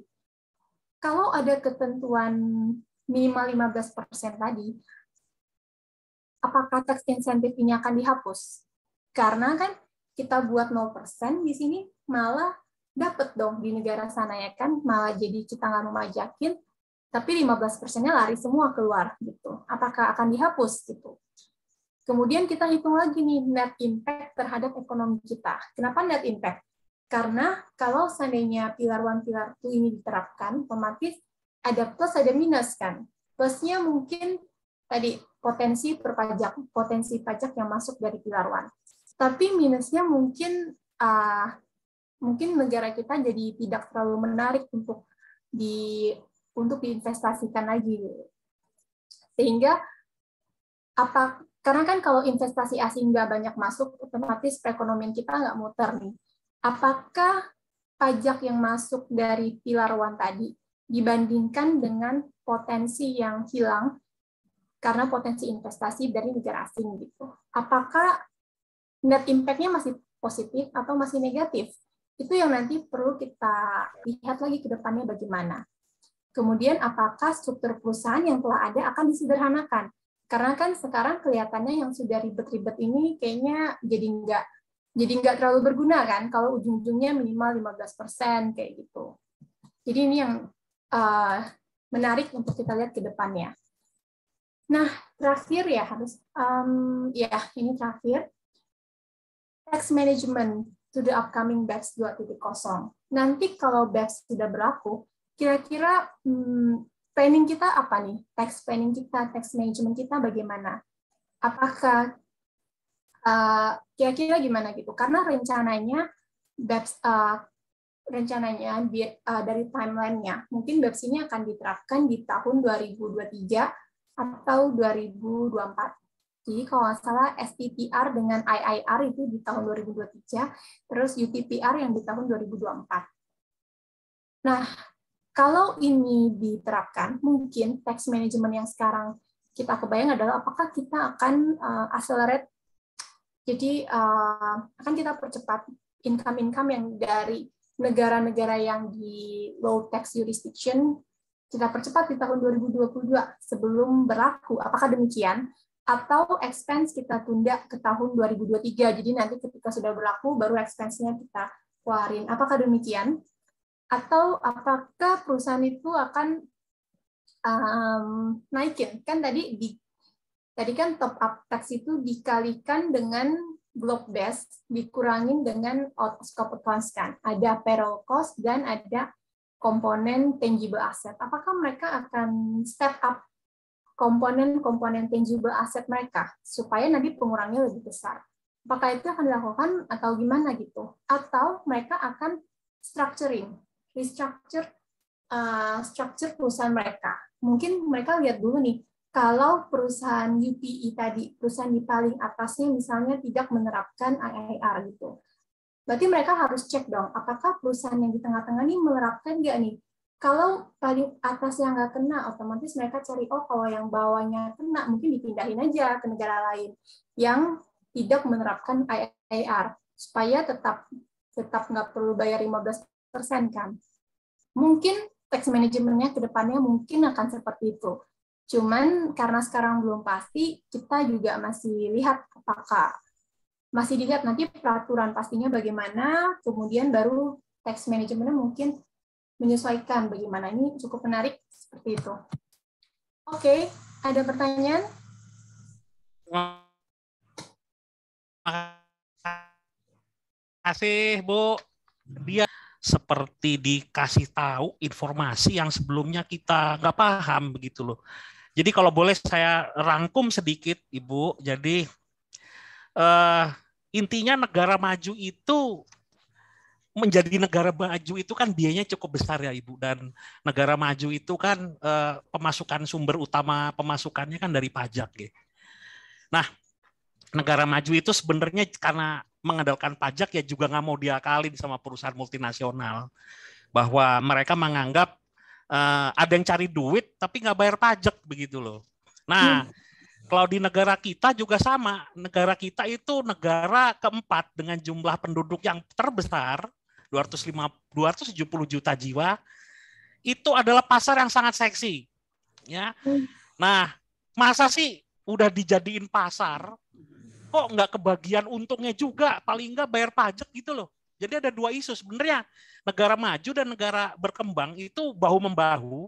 Tadi udah Ibu ceritain OECD dan PBB. Jadi coroknya tuh lewat situ ya Bu kira-kira. Jadi negara maju itu juga butuh biaya besar karena memang kalau sudah terlanjur maju itu biayanya besar. Negara maju itu untuk kesehatannya ditanggung, pendidikannya ditanggung, semuanya ditanggung. Memang pajaknya besar tapi hampir apa-apa gratis. Nah, kalau negara kayak kita ini pajaknya ya dibilang kecil juga enggak, gede juga enggak, tapi banyak pungutan selain itu sebenarnya. Jadi mungkin kalau pajaknya sudah benar tuh tidak perlu ada BPJS. Kalau pajaknya sudah benar tidak usah bayar sekolah lagi. Tapi kan di sini sekolah masih bayar dikit, ada BPJS, ada pungutan-pungutan lainnya. Sebenarnya itu pajak juga. Cuman masyarakat kita tuh kalau diomongin itu pajak nggak mau bayar gitu loh. Nah, jadi ya pemerintah cari jalan lewat yang seperti itu. Lalu yang berikutnya IFRS kaitannya kalau kemarin kan isu 10, 20, 30 tahun kan IFRS gitu ya. Dan sekarang kita sudah go global dalam arti standar akuntansi. Nah, kok sekarang pajak juga mau ke sana gitu. Ini bau-baunya harmonisasi dulu nih. Harmonisasi lewat BEPS, lewat MLT gitu ya. Dan ngasih edukasi buat kita-kita dan pemerintah terutama bahwa negara maju itu sebenarnya juga ngajak gitu untuk supaya ada prinsip keadilan ya. Jadi untuk mengatasi yang namanya tax aggressiveness ya. Kadang-kadang perusahaan multinasional tuh agresifnya luar biasa. Agresifnya itu misal ada perusahaan asing di Indonesia, laporan keuangannya rugi, sudah belasan tahun rugi, tapi kok hidup terus. Nah, kalau orang rugi kan harusnya tutup. Ini kok rugi belasan tahun, buka terus gitu loh. Ini ada apa sih gitu loh. Mungkin ada profit shifting, ada transfer pricing, segala macam begitu ya Bu ya kira-kira. Nah terus tax planning ini sekonyong-konyong kalau tadinya itu cuman masalah tax planning begini-begini, ternyata itu luar biasa. Tax planning itu udah berubah dari tadi yang namanya pajak itu cost center, sekarang tax planning itu menjadi revenue center buat perusahaan besar. Ya, bisa mengurangi pajak itu revenue. Betul ya Ibu ya? Nah, ini yang perlu diperhatikan juga. Lalu ternyata yang Ibu jelaskan itu bagus sekali. Ibu menjelaskan tentang berbagai macam konsensus baik antara negara-negara maju, negara-negara berkembang untuk bersama-sama mengatasi masalah. Dalam hal ini tax aggressiveness itu. Jadi banyak yang menikmati keuntungan tanpa mau berbagi gitu. Dan ini perlu konsensus dan rasanya kami ini ketinggalan mengikuti itu, Ibu. Terus terang. Nah, itu menimbulkan kebingungan juga buat kami dan kayaknya pemerintah juga bingung, makanya 10 tahun ini luar biasa perkembangan perubahan undang-undang maupun peraturan pemerintah, peraturan segala macam ya. Jadi itu memang sedang mencari bentuk dan kita mau ikut kemana gitu. Lalu yang BEPS itu tadi perlu kita ketahui bersama bahwa banyak perubahan yang intinya itu disebabkan karena platform digital. Nah, cari uangnya di mana, pasarnya di mana, itu udah nggak nyambung lagi. Kalau kemarin Ibu bilang harus datang ke sini untuk cari duit, sekarang nggak perlu datang, bisa cari duit, duitnya langsung ditransfer.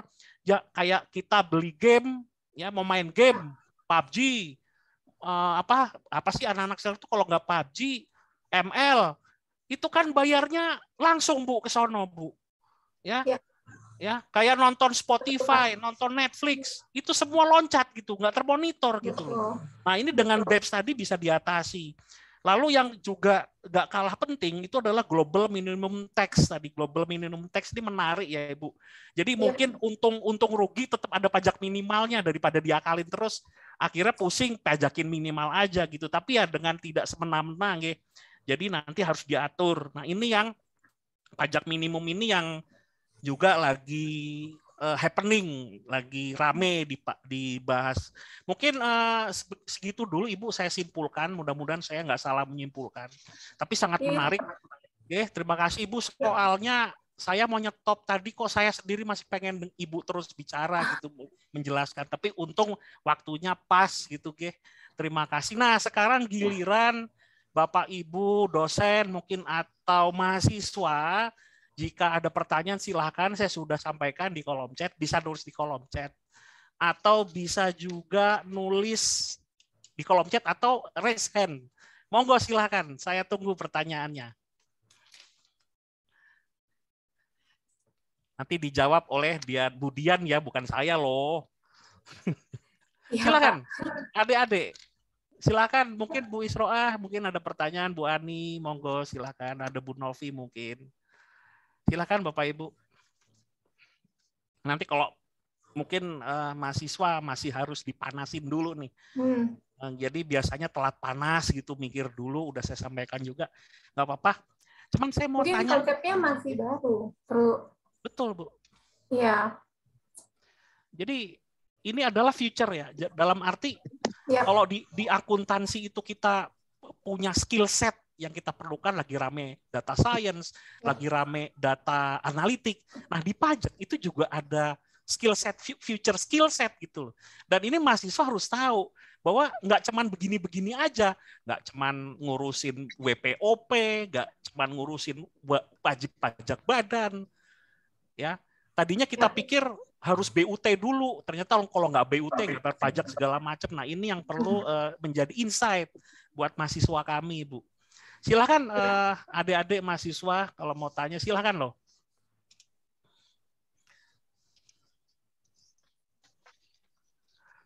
Oke guys, kalau nggak ada pertanyaan saya dulu ya yang tanya ya. Nanti kalian nyusul. Bu, apa namanya? Ini kok lama-lama harus punya pengetahuan hukum juga ya? Nggak cuma akuntansi gitu kalau saya lihat. Orang rame ngejar-ngejar ke IT. Harus begini begitu. Tapi ternyata di sini pemahaman atas hukum internasional itu menjadi kunci juga. Jadi nambah lagi nih skill set ya, nggak cuma data, nggak cuma IT, tapi tentang law gitu. Dan di Amerika setahu saya kalau ada fakultas mau belajar pajak itu minta dosennya ke fakultas hukum, bukan ekonomi gitu loh. Nah, ini kira-kira menurut pendapat Ibu gimana ini? Kalau di Ya, betul Pak. Jadi mungkin kalau kita lihat dari trennya Pak, mungkin dulu kita lihat dulu ketika kita belajar pajak aja udah cukup. Terus abis itu kalau kita ngerti akuntansi, ngerti pajak, that is better. Tapi sekarang perkembangannya mungkin udah banyak nih orang-orang yang ngerti pajak, terus juga ngerti hukum. Kenapa? Karena apalagi di Indonesia nih Pak,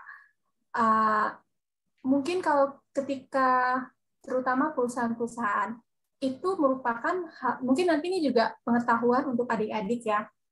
Nanti ketika sudah lulus, sudah masuk ke dunia kerja, kalau kalian nanti terjunnya di kan gitu ya, maka nanti ketika kalian masuk ke perusahaan gitu, itu hal yang sangat biasa dalam hal perpajakan adalah kita akan ada dispute, akan ada disagreement dengan petugas pajak. Sehingga ketika kita nggak setuju dengan mereka, ujung-ujungnya kita harus berargumen kan dengan mereka. Kenapa menurut kita baca peraturan ini bacanya kayak begitu? Kenapa menurut mereka bacanya kayak gitu? Dan di praktik nih Pak Ponti, adik-adik, yang menarik itu adalah ternyata pegawai pajak, mereka itu juga rata-rata ngerti hukum. Jadi ketika kita diskusi dengan mereka, mereka pun mengeluarkan bahasa-bahasa hukum, mengeluarkan konsep-konsep hukum gitu. Jadi kita dari sisi kalau memang kita mau terjun ke konsultan, dari pemeriksaan pajak aja tuh udah banyak pemeriksa pajak yang ngerti hukum.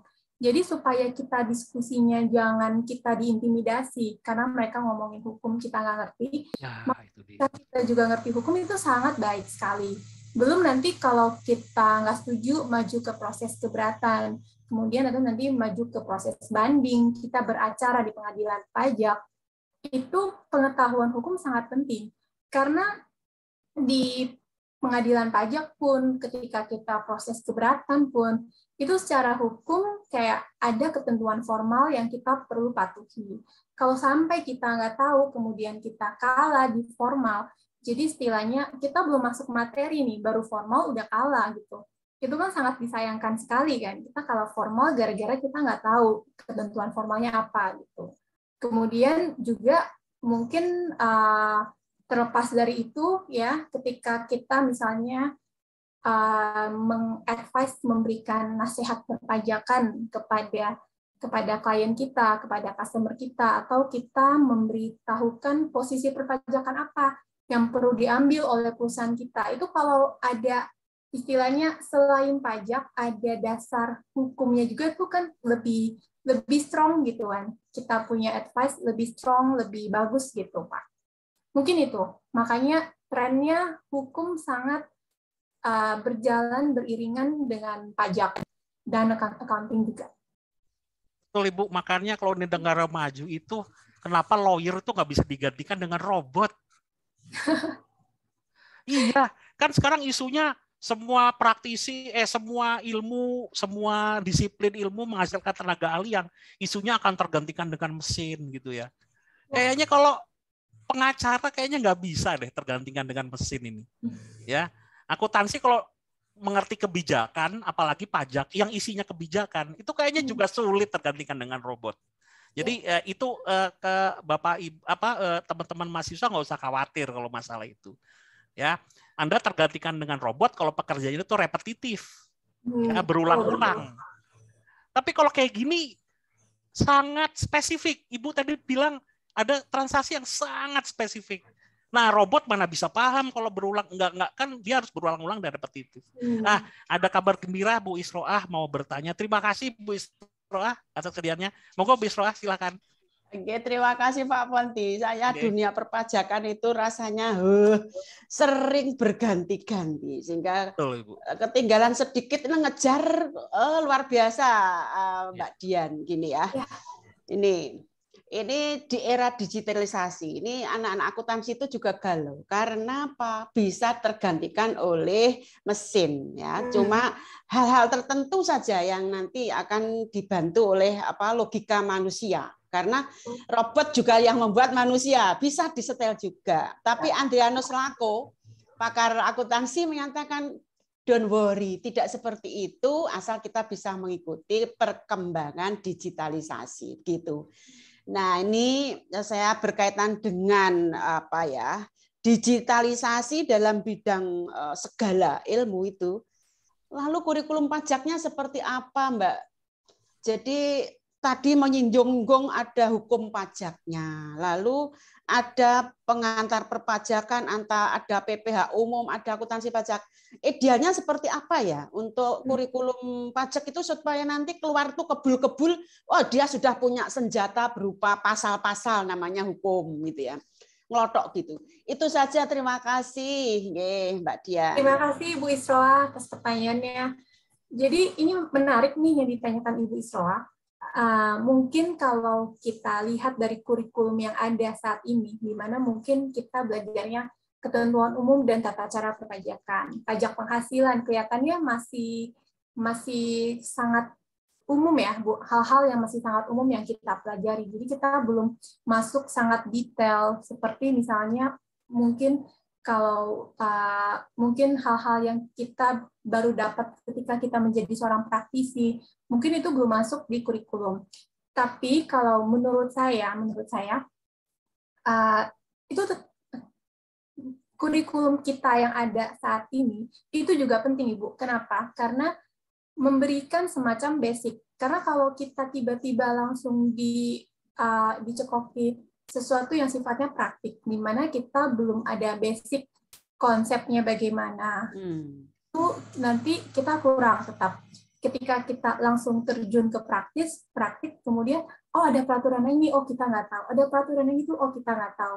Kayak gitu. Tapi ketika pada saat kita masih di bangku kuliah, kita dapat basic-basicnya dulu nih. Kita dapat, oh undang-undang pajak ngomong begini, undang-undang yang PPN ngomongnya begini, pajak penghasilan ngomongnya begini nih, ketentuan umum dan tata cara perpajakan bunyinya begini. Kita sudah baca itu semua sejak kita masih di bangku kuliah. Nanti ketika kita masuk ke dunia praktik dan kita menemukan mungkin satu case gitu, kita lihat kemudian oh ini pasal ini, oh ingat nih kemarin waktu kita kuliah kita belajar di PPN ada pasal ini begitu. Jadi nanti sifatnya ketika kita praktik basic kita udah kuat. Jadi sebenarnya kurikulum kita yang ada saat ini tuh sudah cukup bagus karena memang ketika kita di bangku mahasiswa basic-basic itu yang perlu kita bangun. Konsep-konsep itu yang perlu kita pahami. Sedangkan praktik memang pasti menyusul pada saat kita menjadi praktisi. Tapi mungkin yang menarik nih Ibu adalah kalau nggak tahu nih kalau di UNI apakah hanya ada satu mata kuliah akuntansi perpajakan atau ada banyak mata kuliah. Ini yang saya kurang tahu.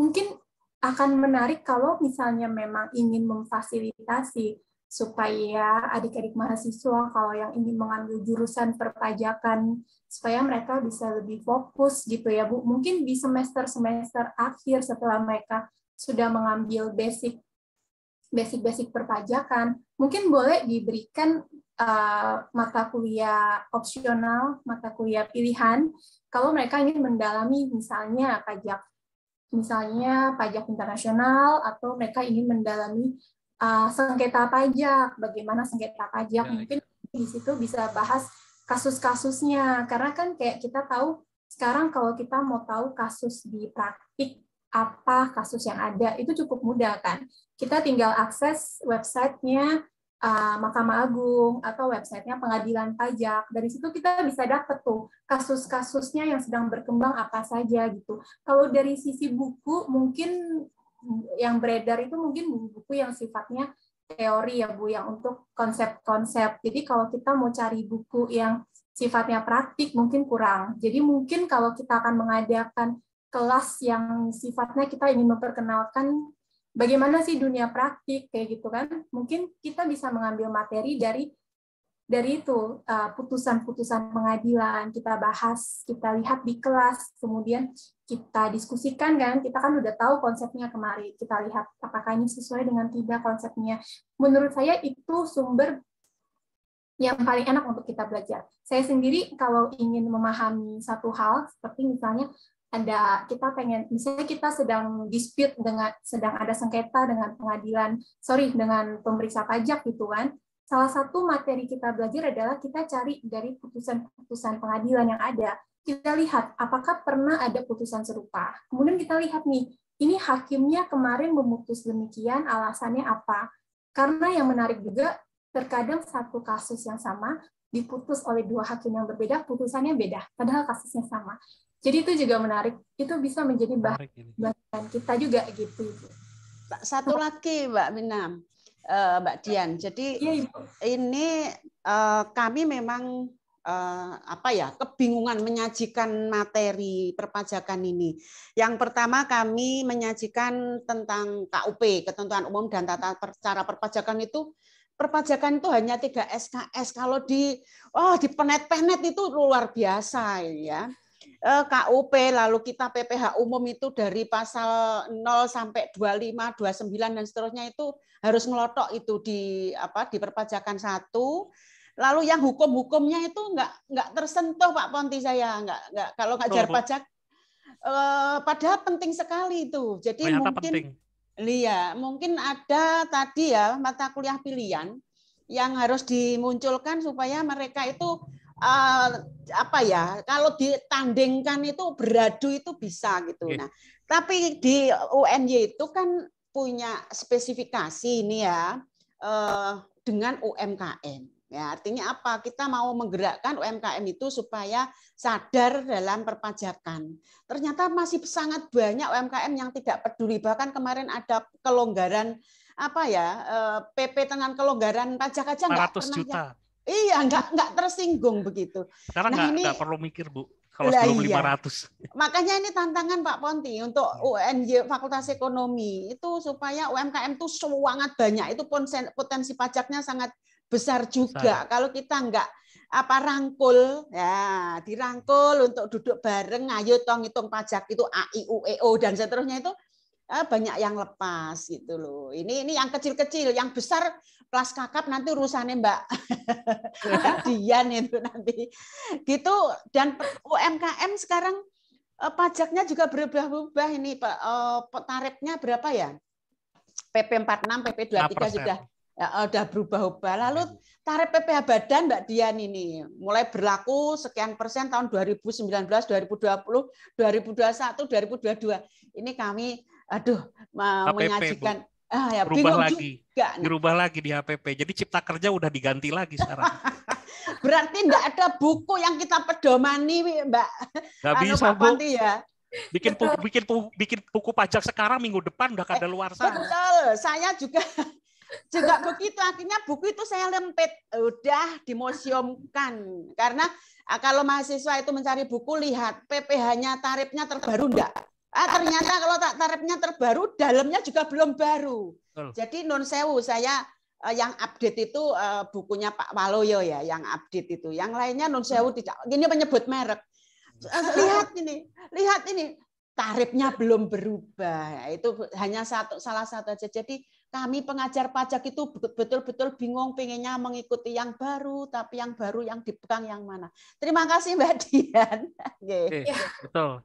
Tadi masalah dispute tadi menarik juga Bu, karena kalau dulu kan 200% kalau kalah ya, sekarang 60% aja. Jadi itu juga ya kita lebih berani dispute lah gitu. Jadi dan pemerintah katanya lebih sering kalah datanya daripada perusahaan gitu ya. Itu suatu berita bagus menurut saya. Karena kadang-kadang petugas pajak itu asumsi, padahal bukan kejadiannya seperti itu, tapi diasumsikan seperti itu. Itu loh yang sering kita itu gemes gitu. Oke, terima kasih karena ini waktunya juga sudah habis dan saya harus bergerak ke acara lain. Mohon maaf, yang mau tanya nanti bisa menyusul saja di kelas ya, adik-adik mahasiswa, dan kita bahas di kelas. Jam 4 saya harus bergerak ke acara lain. Mohon maaf ini. Ada kata-kata penutup dari Ibu Dian mungkin? Mungkin. Silakan Ibu. Ya, terima kasih Pak Ponti. Yeah. Kata-kata penutup mungkin ya, semoga materi yang tadi saya sharing semoga bermanfaat untuk adik-adik semua. Semoga kalau adik-adik memang merasa tertarik untuk menekuni bidang international tax, ini satu bidang yang cukup menarik. sebenarnya. Jadi kalau memang menarik, mungkin dari sekarang, mumpung adik-adik masih di bangku kuliah, kan, udah boleh difokuskan, udah boleh dikuatkan dasarnya, foundation-nya, sudah boleh baca. Intinya kita di dunia perpajakan hanya satu, harus rajin baca. Ketika ada peraturan baru keluar, undang-undang baru keluar, kita harus baca. Jadi termasuk kami di konsultan, begitu peraturan baru keluar, hari ini harus sudah baca habis, besok update gitu. Kalau nggak nanti klien tanya, kita nggak tahu. Jadi kuncinya hanya satu, harus rajin baca. Itu aja sih. Semoga Berarti bermanfaat. Ya, demikian. Long life learner. Ya. Belajar seumur hidup ya, Bu Dian ya. Betul, Pak. Terima kasih, Bu Dian, atas kesediaannya dan insight yang luar biasa buat kami para dosen dan buat adik-adik mahasiswa. Ini sesuatu yang saya sudah sampaikan, tapi saya hanya cuman kulitnya dikit-dikit gitu. Dengan Bu Dian tapi sangat luar biasa dalam gitu ya. Terima kasih. Jangan bosan, nanti kapan-kapan mungkin ada lagi programnya. Dan masukan Bu Dian luar biasa ini memberi kita insight di dunia praktisi dan dari corporate begitu. Akhir kata, acara ini akan saya akhiri. Terima kasih buat Bapak Ibu dosen yang juga semangat hadir di acara kali ini. Ada Bu Ani yang tetap menemani kami sampai akhir, ada Bu Isroah, Bu Novi yang turut aktif juga di acara ini, dan teman-teman panitia dan rekan-rekan mahasiswa. Terima kasih. Saya akhiri. Wassalamualaikum warahmatullahi wabarakatuh. Terima kasih. Tepuk tangan. Terima kasih. Terima kasih Mbak Dian. Terima kasih. Terima kasih Bu. Oke, terima kasih. Terima Silakan kasih Pak kalau Ponti. sama-sama Ibu. Terima kasih Bapak Ibu. Ya, sama-sama Mbak Lintang. Kalau ada mau kuliah lagi silakan. Dan 1 juara nasional. Loh, Pak, izin live. Ya, terima kasih Ibu. Oke. Boleh. Izin. Terima kasih, Ya, silakan. monggo Mbak Dian. Ya. Ya, Bu. Mari, Bu. Mari. Terima Terima kasih. Ya, makasih. Ya. Mari Bu Dian, saya end meeting ya. Mari, Pak. Terima Mari. kasih. Ya, terima kasih, Pak. Oke.